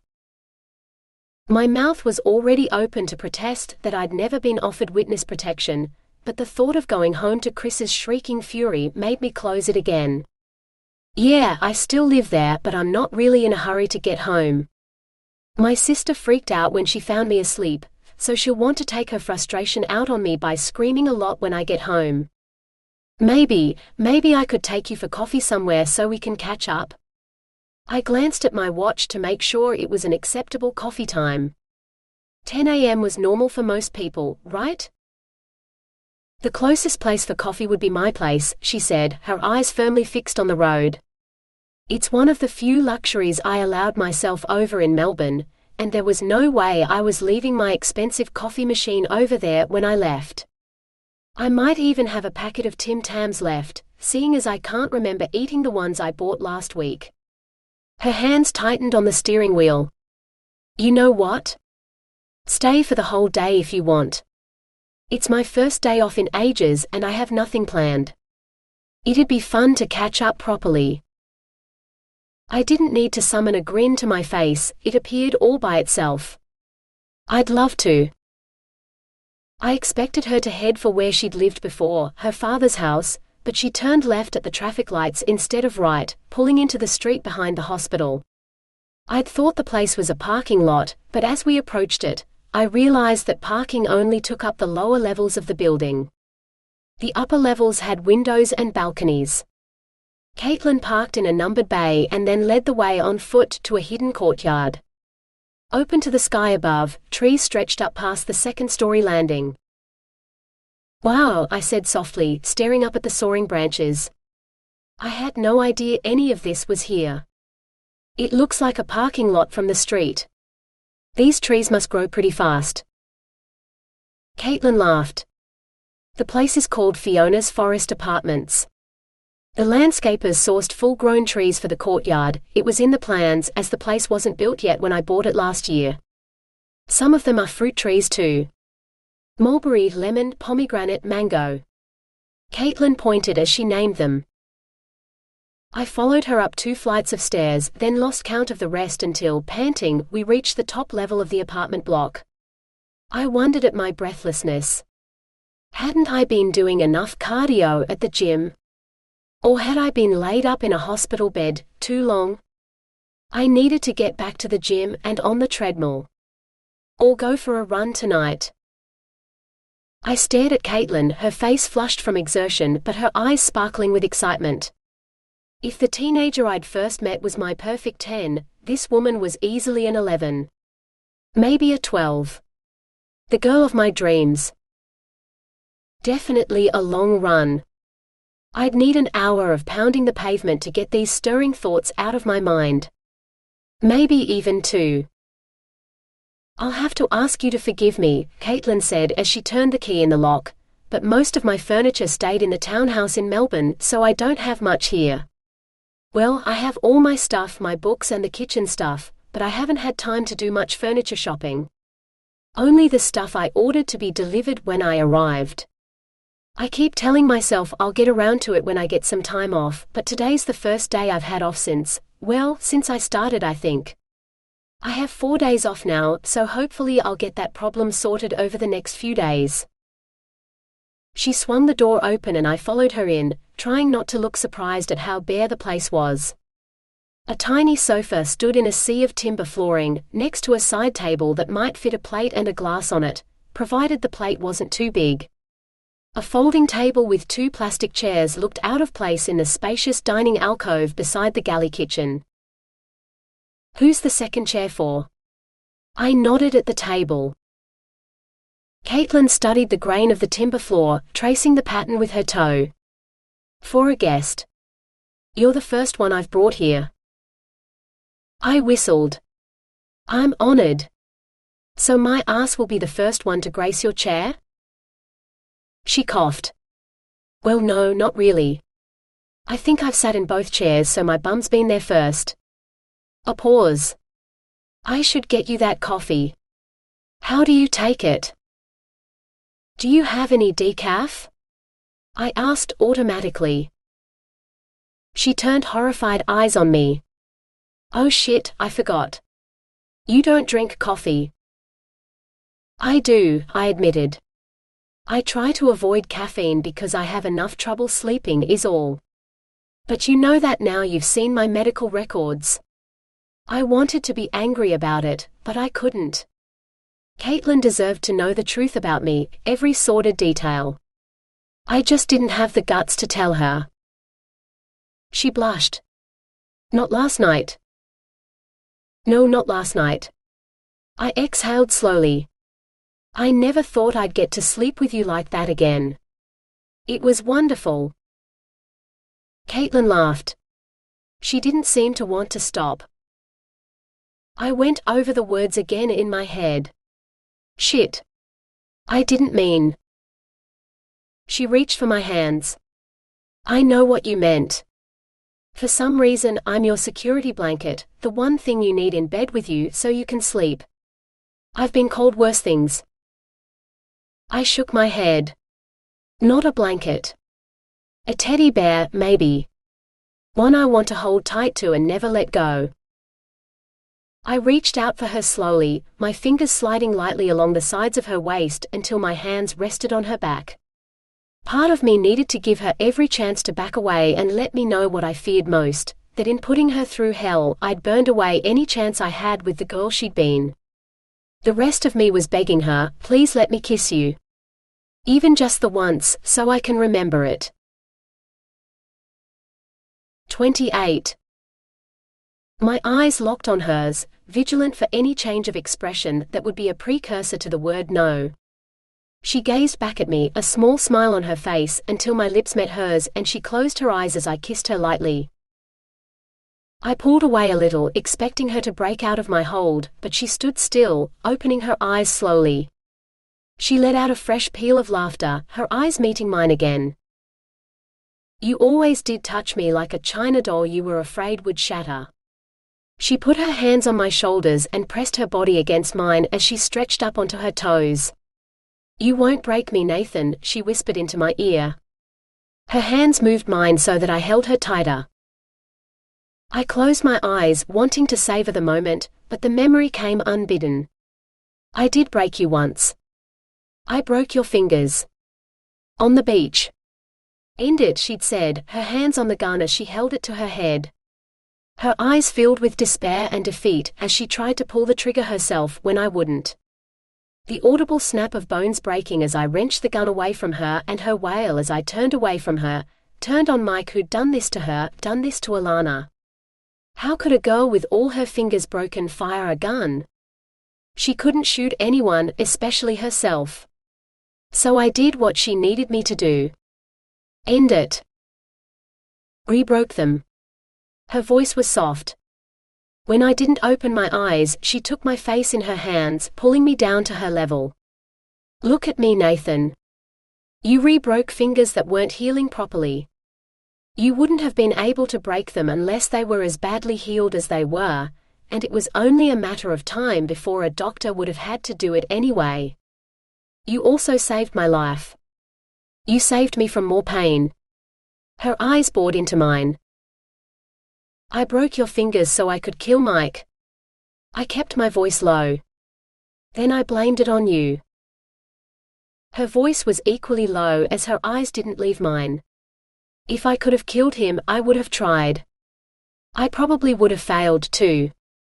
You saved my life. You saved me from more pain. I still hurt you, I mumbled. She smiled then. Actually, you didn't. I was so cold I didn't feel much of anything. I didn't know I'd been shot until you told me. I still remember seeing that cop pull a gun on you, and I couldn't run fast enough to reach you before he shot you. Who else would have taken a bullet for me? Her smile turned wistful. There's so much I want to forget from that time, but then I remember all the things you did to help me. Always my memories of that time come back to you. This is crazy, I said hoarsely. Talking about what happened to you as if it's nothing but a normal memory. I'd do anything for you to forgive me. It's been 5 years since you left me outside that church and every day I've wished I'd never let you go. Her hand slid under my shirt, kneading the muscles along my back. Of course I forgive you. You did what you had to in order to save your sister. I shook my head. No, not all of it. Letting you go when I should've. Caitlin pulled my shirt over my head and dropped it on the floor. There is one thing you could do for me. Something I've wanted for a long time, she breathed before her lips fused to mine. Oh God, kissing her brought back memories. And burned new ones into my lips, my tongue and my head. No other girl could compare. Anything, I gasped. I'd do anything for you, Angel. Come with me. Still kissing me, she walked me further into her apartment. I couldn't look at anything but her eyes burning with desire. Or had I imagined it? She broke the kiss, took a step back and started to undress. I glanced around, realizing that she'd brought us to the bedroom. Her bedroom. She wanted to. She really wanted to. But what if I hurt her? Ow, she said suddenly, sucking her finger. What happened? I asked, immediately concerned. All these years and my heart still jumped into my throat at the thought that she'd been hurt. She sounded embarrassed. Nothing. I just stabbed myself with my name badge and now my finger's bleeding. Turning to face the mirror, she pried the badge from her shirt and threw it on the dressing table. Next, she attempted to undo her shirt buttons with her free hand, swearing under her breath. I stepped forward to stand behind her. Here, let me help. I reached around her to undo the buttons for her. As I leaned down, I pressed my lips to the back of her neck. She shivered suddenly and I noticed goosebumps on her arms. Are you cold? I asked with concern. No, she answered breathlessly. Actually, I feel a little hot. I kissed her neck again, feeling the warmth of her skin under my lips.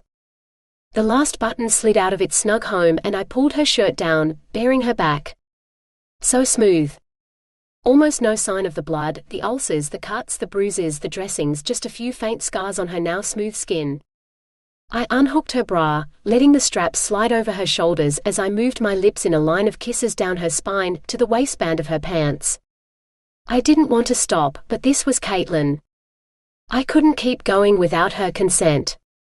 I needed to hear it, to know I wasn't making a mistake. Angel, I began, not sure how to ask. How did you ask a girl you almost raped whether she'd permit you to worship her like she deserved?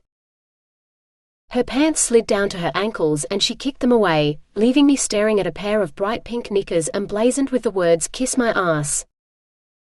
I touched my lips to one cotton-covered cheek, then the other, before Caitlin shoved her knickers over her hips to fall at her feet too. Naked. She was naked before me, and for the first time in my life, I had no idea what to do. But I could think of 100 things I wanted to do. Then she turned, her eyes burning with desire as she looked down at me. My hands hovered over her hips, wanting to touch her and terrified I'd do something wrong all at the same time. Frozen for a moment, we stared at each other. The only sound was her rapid breathing racing mine. Nathan, I want to feel you inside me. Here. She seized my hand and plunged it between her legs. So wet and ready for me. I wiggled my fingers and she moaned, yes. I backed her up against the dresser, then lifted her onto the top so her back was pressed against the mirror. Brushes, combs and bottles scattered everywhere, so I swept them onto the floor as I spread her legs. My angel. Glistening. For me. I buried my face between her thighs, tonguing her until she bucked beneath my hands. Do you want me to stop? I asked breathlessly, kissing her thigh. I would. I swore I would if she said so. Her half-closed eyes widened, drinking me in. I didn't know what I was looking at. Anguish? Passion? Nathan, if I want you to stop, I'll say so. Right now, I want you inside me. She pressed her hands to the back of my head, tilting her hips toward me. When my lips were still inches away from her, I pushed my finger slowly inside her, taking her by surprise. More, she gasped, and I gave it to her. Another sliding finger and a swirl of my tongue. Oh God, more Nathan, please? I took my time, savoring every stroke, every moan, every shiver of pleasure as I coaxed her to her peak. When she screamed my name, I plunged my fingers into the hilt so I could feel her body quaking around me. I waited until she stilled before I withdrew my dripping fingers so I could taste her essence. God, so sweet. How could I have forgotten how good she tasted? Would she let me go again? Or had we done too much already? Caitlin lay panting against the fogged-up mirror, her breasts heaving with every blissful breath. Yet she kept her legs wide open, as if inviting me inside once more. Cautiously, I pressed my lips against her inner thigh. I began, "Angel, would you like to?" Her eyes snapped open. "Your turn." She slid off the dresser and hauled me to my feet, fastening her lips to mine. Pressing her body against me, her hands fumbled with my pants. She growled when she couldn't unfasten them, trying to drag them down, but they wouldn't budge. God, I wanted her, but... Angel, we can't. I can't. I'm not a child anymore, and I know what I want, Nathan. I want to return the favor in full. Help me get these pants off. I don't have any condoms, I said weakly. Lied, actually. There were several in my wallet, and a couple more in my phone case. She snorted. We don't need them. My implant will stop pregnancy, and I don't have any diseases to give you. She paused, alarmed. You don't have anything, do you? Something you picked up from the hundreds of girls you've been with while I've been away?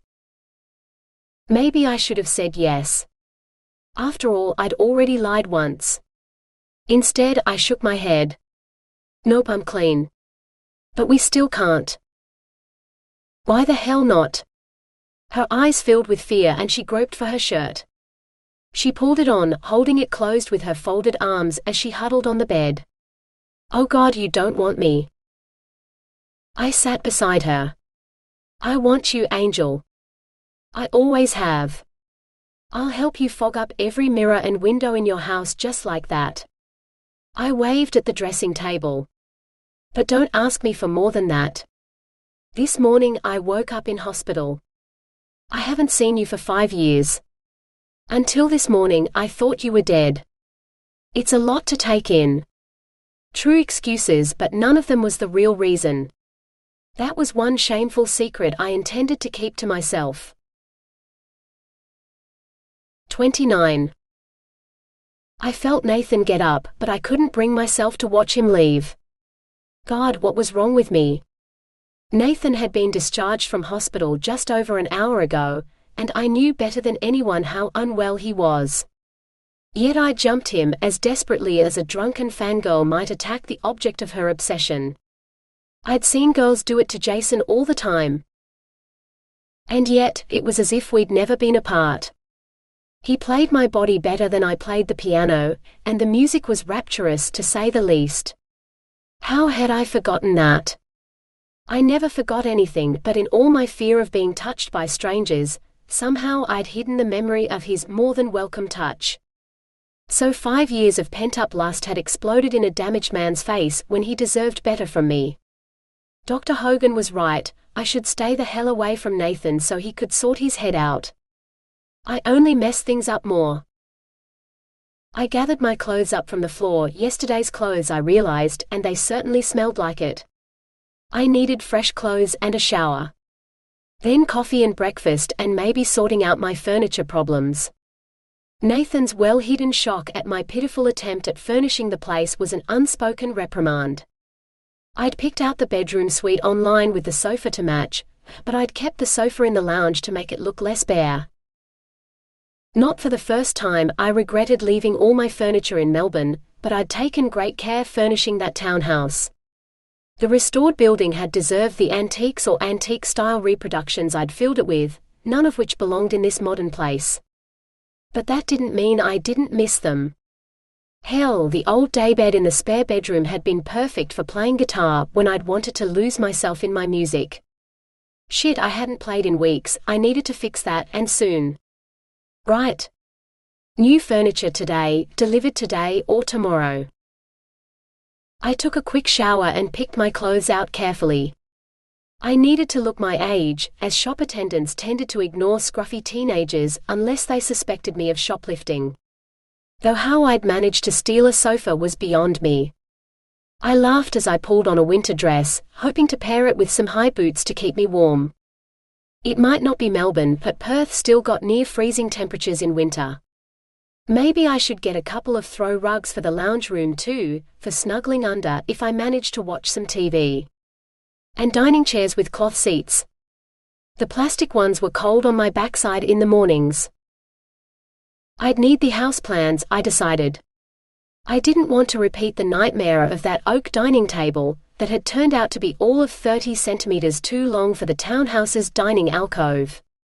For 6 months, I'd endured the stupid thing sticking out into the lounge, so I bumped into it far too often, until I managed to find a smaller, more appropriate replacement for the monstrosity that I'd sold at auction for a tidy profit.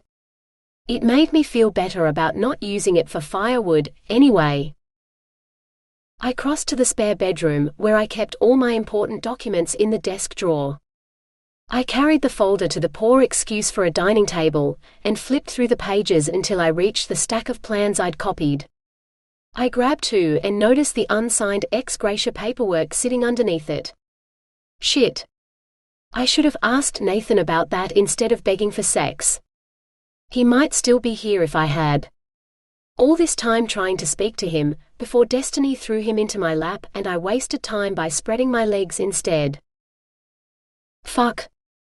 I slammed my fist on the plastic table. What? Are you okay? Nathan sat up on the couch, giving me the shock of my life.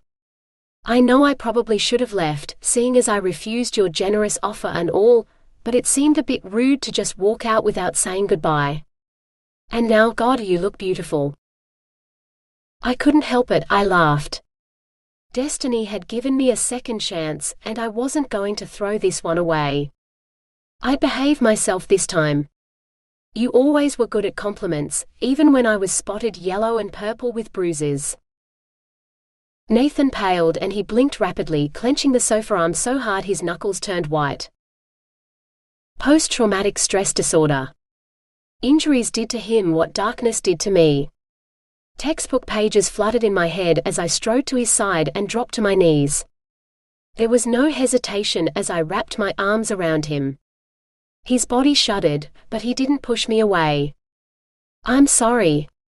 I shouldn't have said that. We probably looked ridiculous, him and I, with my arms barely meeting around his hard, muscled body. I can't say I didn't enjoy it though.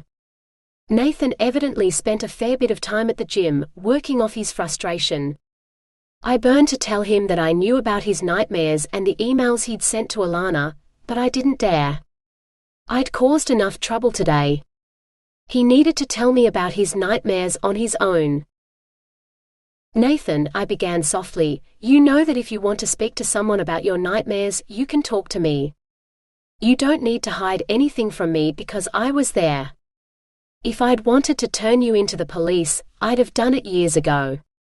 I promise I'll listen without judging. Without saying anything, if that's what you want.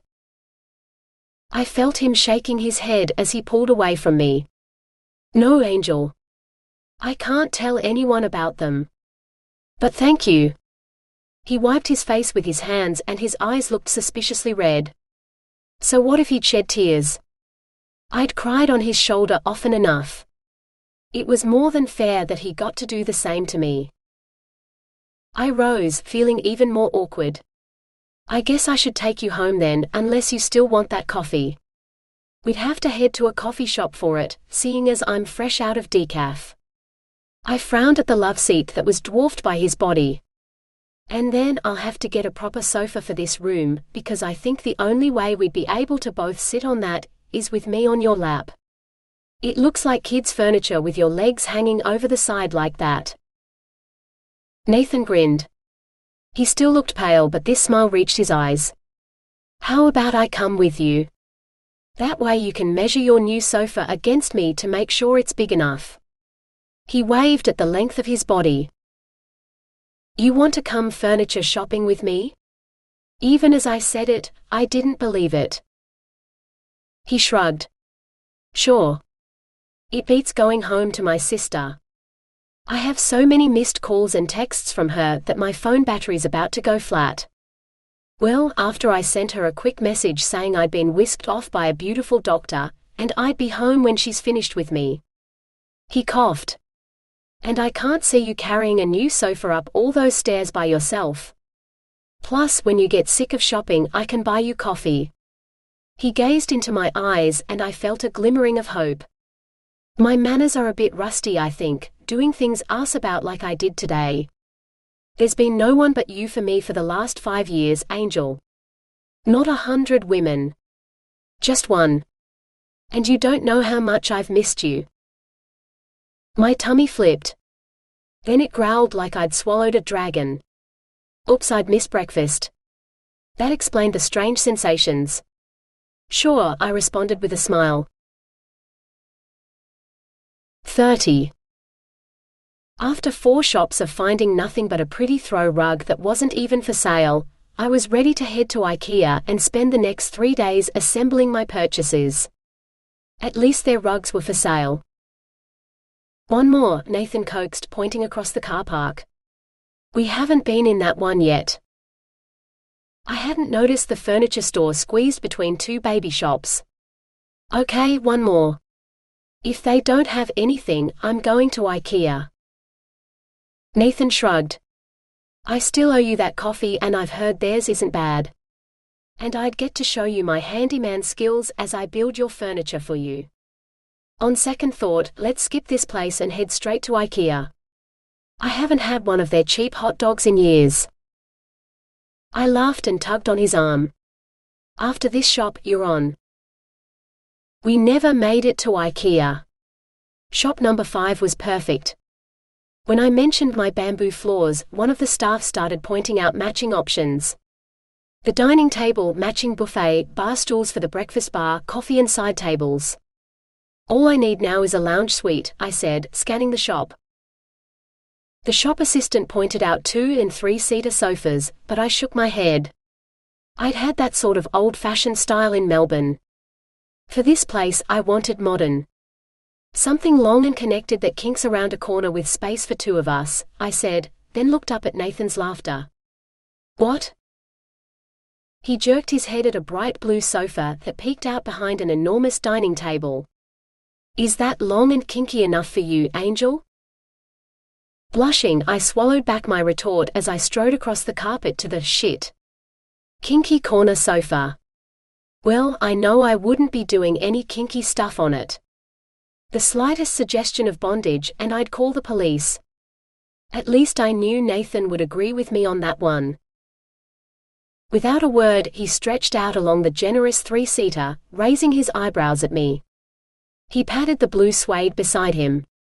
If you sat here, you could stretch your legs out that way and I could rest my head in your lap.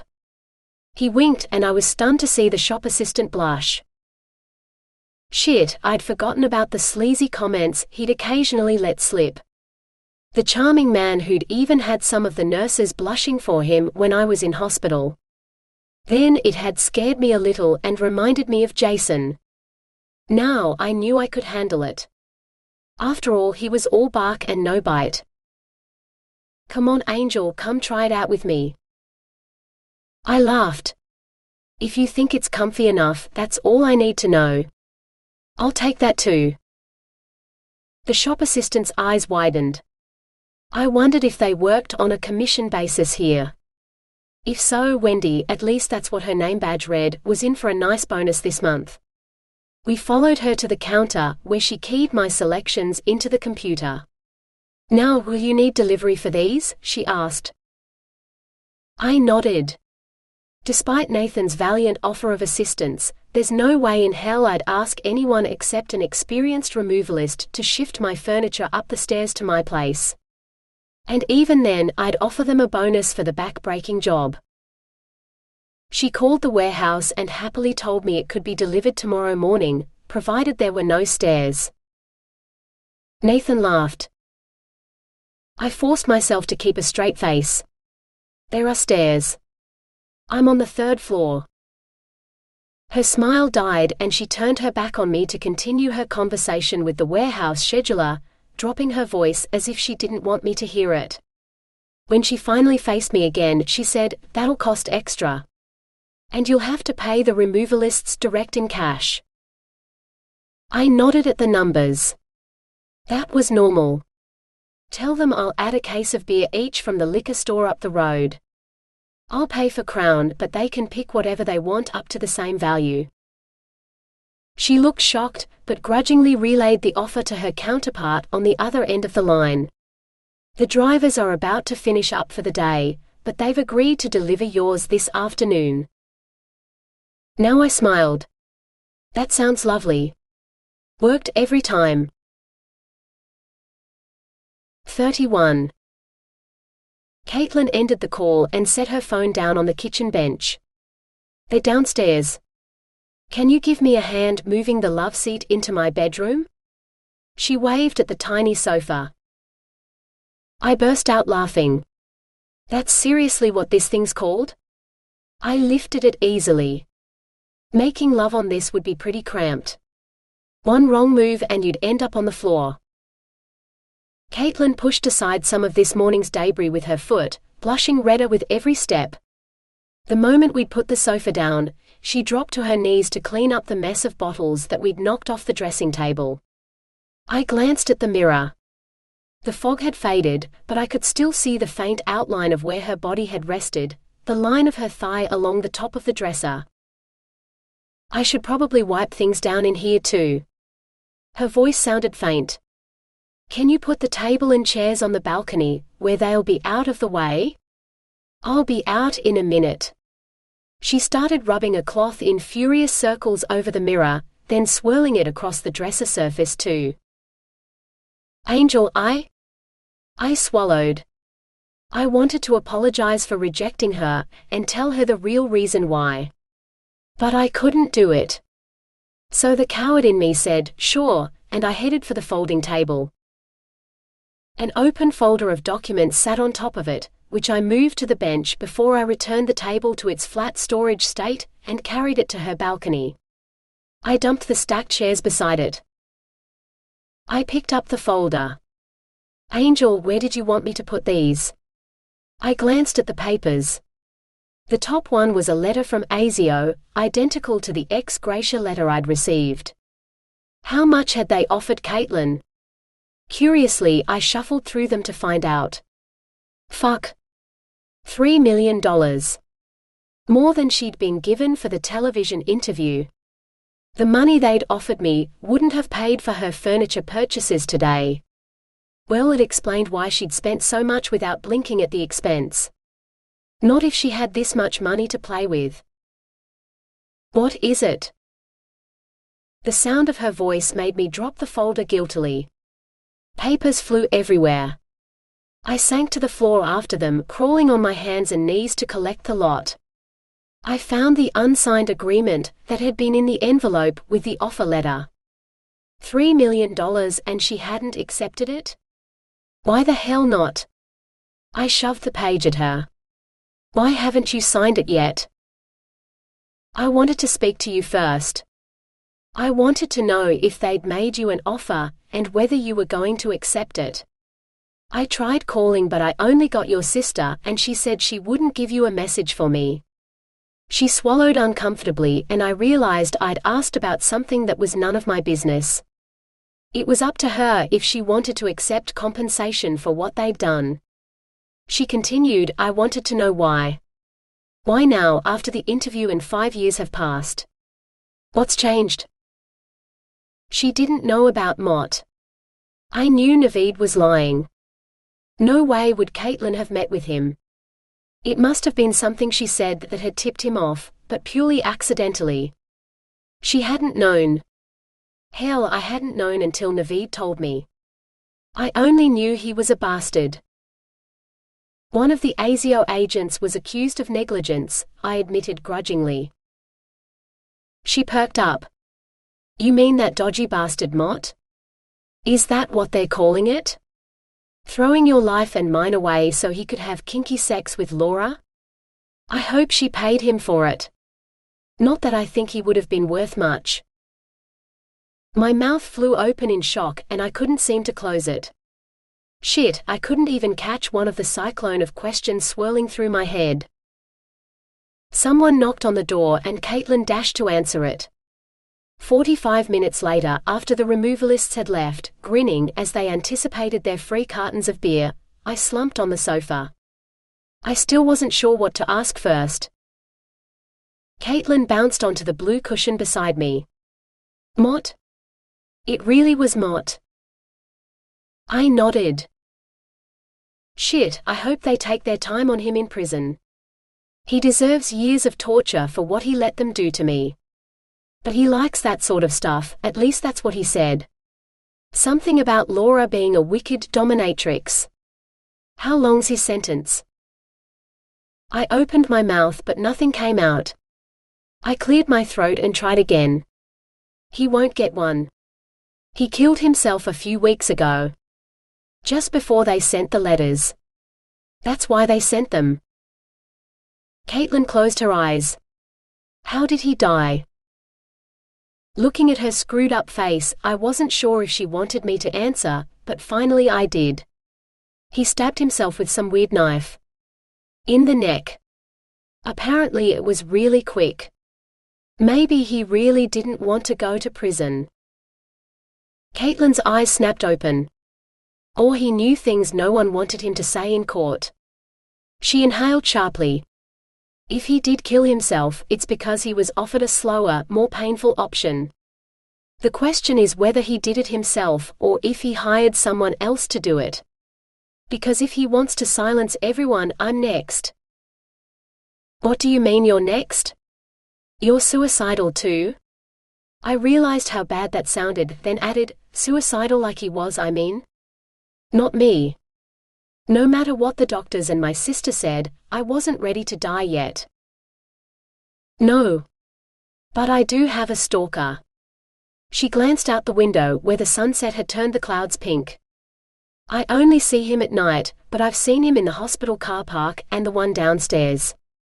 It's like he's watching me, waiting for the order to, I don't know. Caitlin sighed, her shoulders sagging under the weight of her worries. Let me stay and watch then, I suggested.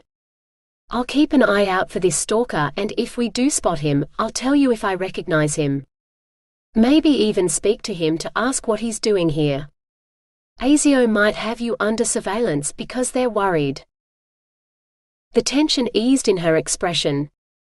It'd be such a relief just to know I'm not alone in the house. Stay as long as you want. I know I'll sleep easier with you here. And I'd sleep easier knowing she's safe, I thought but didn't say. Well, good thing you got a new couch, I said brightly. Beats that little cramped thing you had before. A pillow and a blanket, and I'm set for the night. I wouldn't make you sleep on the couch, Nathan, unless you really want to, she said gently. There's a bed in the guest room. She nodded at a closed door beside the study. No matter how much I wanted to, I wasn't sleeping with her, I inferred. Her grin widened as I watched though, and I wondered. What would she say if I asked to sleep in her bed? 32. Her sweet body was a gift I didn't want to relinquish, my arms wrapping around her protectively as she drew sobbing breaths to keep pace with her hammering heart. I wanted to tell her she'd be all right, that I'd keep her safe, but I knew I'd be lying. We weren't alone and he was watching. Listening.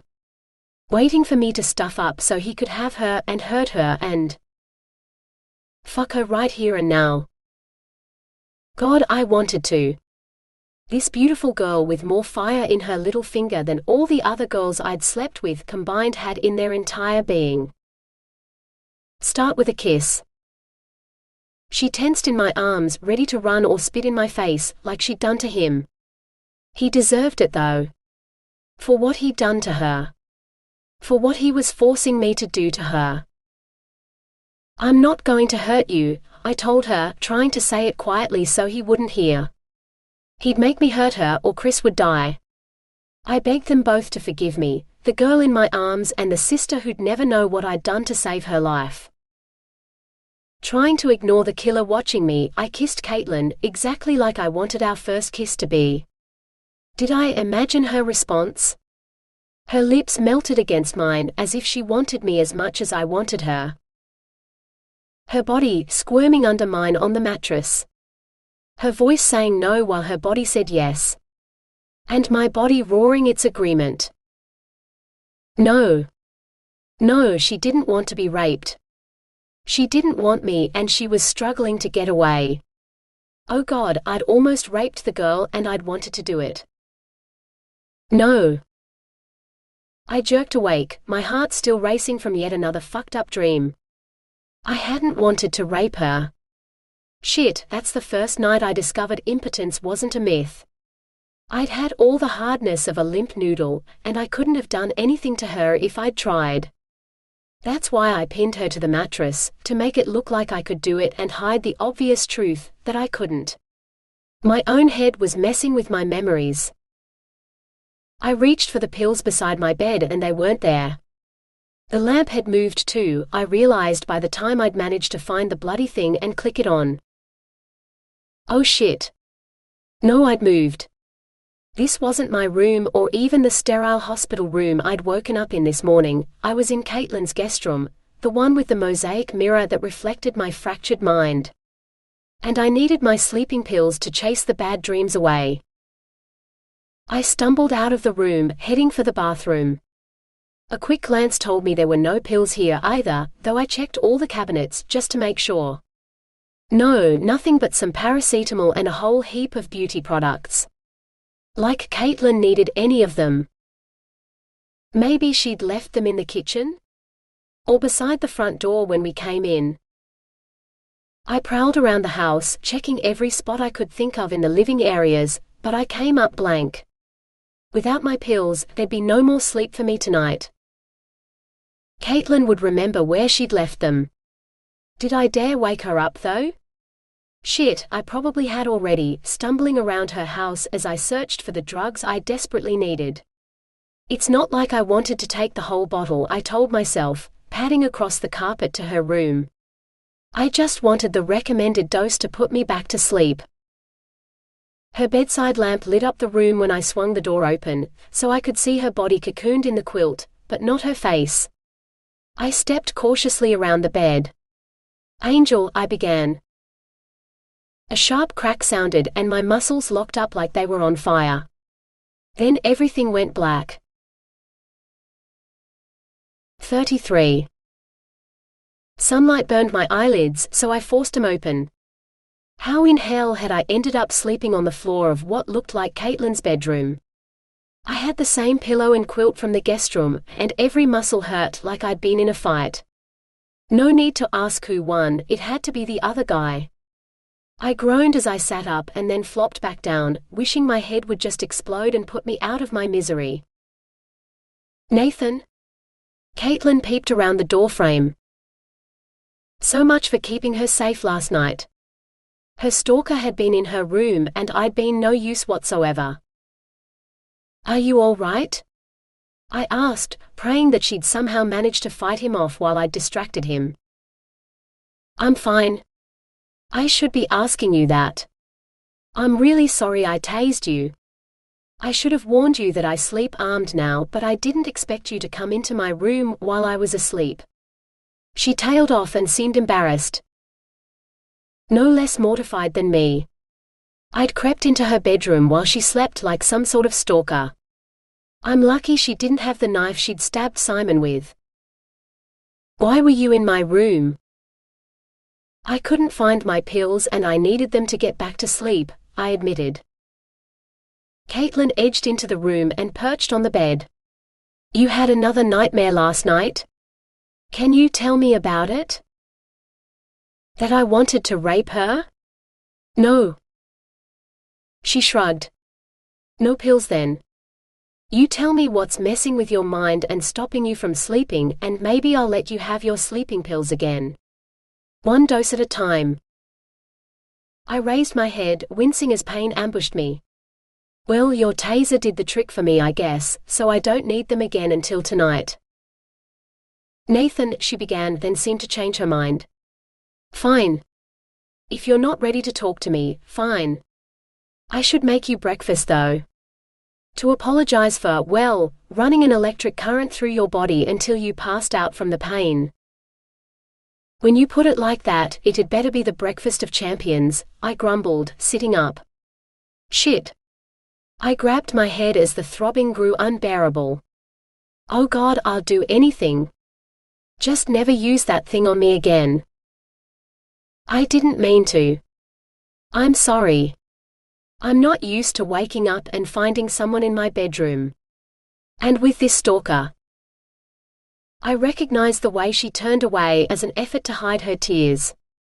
Trying to ignore my headache, I clambered to my feet and wrapped my arms around her.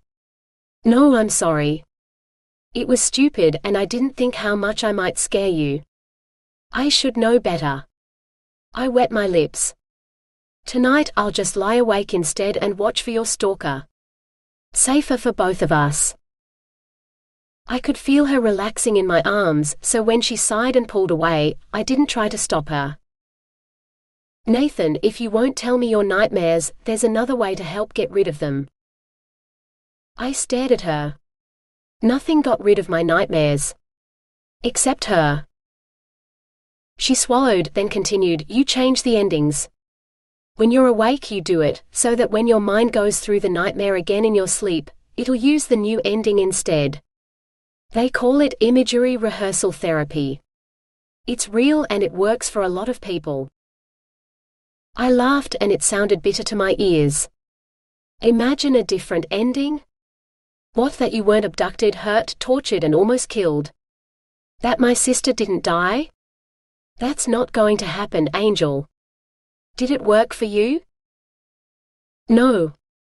It didn't have to. I wrote every damn thing down and handed it to you, ASIO, the police, and they went away. Yours aren't, and if you won't tell anyone about them, then maybe you should try something different. I sighed. Angel, my nightmares are about the things that scare me most. Memories that make me feel every negative emotion I can name. I remember the agony of my heart breaking in two, and knowing it was all my fault. You think a sugar-coated fairy tale that ends happily ever after is going to cut it with a bit of wishful thinking? You know better than anyone that life isn't a romance novel, Angel. The bloke who saved your life isn't a hero, he's just another villain who wishes he wasn't. But wishing doesn't make things true. Wishes are wind. Nothing else. Instead of giving up, she smiled. That's what I said too. If you want to forge a new ending to a powerful memory, you need to burn that new one into your brain like a brand. Not through wishful thinking. Action. Changing the ending. What's a hero's usual happy ending? Not in a fairy tale. Pick an action movie where the gritty hero shoots the terrorists and saves the day. I snorted. He gets the girl. Romance novels all over again, Angel. Life isn't like that. Her eyes held sympathy and sadness. I'm offering Nathan. Sleep with me for a night, and when the nightmares wake you up, I'll help drive the bad memories out of your head. I'm a little rusty, but if you tell me what you like, we could try. Sexual healing. You want me to use you as a prostitute, so I'll feel better? No. You're better than that. Worth far more than that. I don't deserve you. I rubbed my neck as a pulse of pain intruded. Besides, you'll probably just tase me again. And you'd be justified. She squeezed my hand. I'd put the taser away for the night. Just think about it, Nathan. That's all. I want to help you. God, I wished I could tell her that even thinking about her body, writhing in passion with mine, would be enough to bring on nightmares, not end them. Because that's how the worst ones started. What began as the best dreams always ended badly. In blood, death and pain. And the last thing I wanted was for her to let down her guard and endanger herself for me. If that stalker managed to get in while I was sleeping like a baby, I wanted her armed and able to stun that bastard into oblivion. 34. 2 Well, I'd managed half a night's sleep before the nightmares woke me. I stumbled to her kitchen, avoiding Caitlin's room, and poured myself a glass of milk. I itched to pour some alcohol into it, but I didn't know where she kept her brandy, and maybe it was best that I didn't. If I were drunk, I'd give in and go into her bedroom and maybe do something we'd both regret. Or get tased again. Can't sleep, or did a nightmare wake you? Caitlin clicked on the light, and I was mesmerized by the beautiful girl in a short satin nightie. More beautiful than I remembered in my dreams, but that would probably change now I had this vision to remind me. First the second one, now the first, I said, gulping down the rest of my milk so I wouldn't have to say any more. But if you'll tell me where you hid my sleeping pills. There aren't any in the house. Your doctor refused to write a prescription and I agree with her. But I can write you one, and I will if I feel you're trying to use other means of ending your dependence on sleeping pills. Her confession startled me. I didn't have anything to help me sleep? And she'd write a prescription, jeopardizing her career if I just told her about my dreams? You're trying to bribe me with sex and drugs. Hardly ethical, doctor, I retorted, clunking my glass into the sink. I attempted to shove past her, but she braced her hands against the benches, blocking my way. I'm trying to help you, and I'm beginning to think I'm the only one who can. You won't tell anyone else because it might land you in prison. I understand, I really do, hence why I'm willing to listen because I know what happened, and I don't want you arrested either.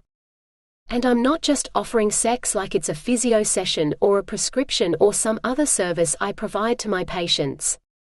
I don't. She dissolved into tears.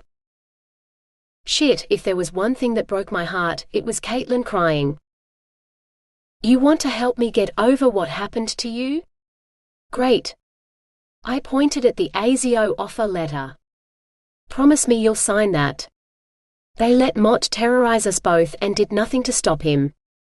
Take them for every fucking cent they're willing to offer and then use it to go on holidays. To stay drunk or high or whatever it takes to numb the pain until the money runs out. Ruining people's lives. Stealing them from their loved ones and fuck, I was going to cry too. I really was losing it. Caitlin's hand touched my back. I squeezed my eyes shut, hoping I could crush the tears out of existence. I'll sign it if you witness it. But only if you promise to come on holiday with me. You need it. You know you do. Something to help you heal. If we sleep in separate rooms then okay, I agreed and watched her sign away her silence. She'd given it to me for free, millions of dollars worth, because she didn't believe I deserved to go to prison. My memories would punish me every day for the rest of my life, no matter where I was. And I deserved it, no matter what she said. She threw the signed papers on the table and we both sat there for a moment, not saying anything. Caitlin broke the silence. Of course. She'd always been braver than me. I'm going back to bed. You're welcome to sleep with me if you like. Sleep. Being in bed with her would inspire my worst nightmares and I'd hurt her, she'd said as much before. When I had a nightmare, I hurt her without even being aware of my actions. I didn't dare share her bed, awake or asleep. 35. 3 days I'd resisted her and it only got harder. No, I wouldn't tell her about my nightmares. No, I wouldn't sleep with her no matter how much I wanted to. Watching her sit in front of the dressing table only reminded me of my first morning here, and how irresistible she was in the throes of passion. Perfect. Beautiful. Everything I wanted. And everything I couldn't have. I had to go back to work or I'd go mad. I knew her time off was up, she'd said as much. Staying in her house without her would be weird, even more of an imposition than it was now with her home. It was time to go back home and face Chris Roth. Are you free this Friday or Saturday night? She said, glancing at me before her eyes returned to her reflection as she rhythmically brushed her hair. A river of wine in the sunlight streaming through the window. Just like the first time I saw Caitlin, her dancing step carrying her down the terrace. Should have carried her far away from me and the darkness that pursued me. No, I'm working. I managed to say. I didn't want to tell her what my job was now. I did security work for a firm that did mostly big events. I'd been there a while and I was good at it, after my experience guarding Caitlin. I was the security supervisor for a couple of big concerts this weekend, no way I could back out of those. But one look at her made me want to. Never mind then. She shrugged. Maybe we could meet up another night, when you're not working. Yes please. And at the same time, no.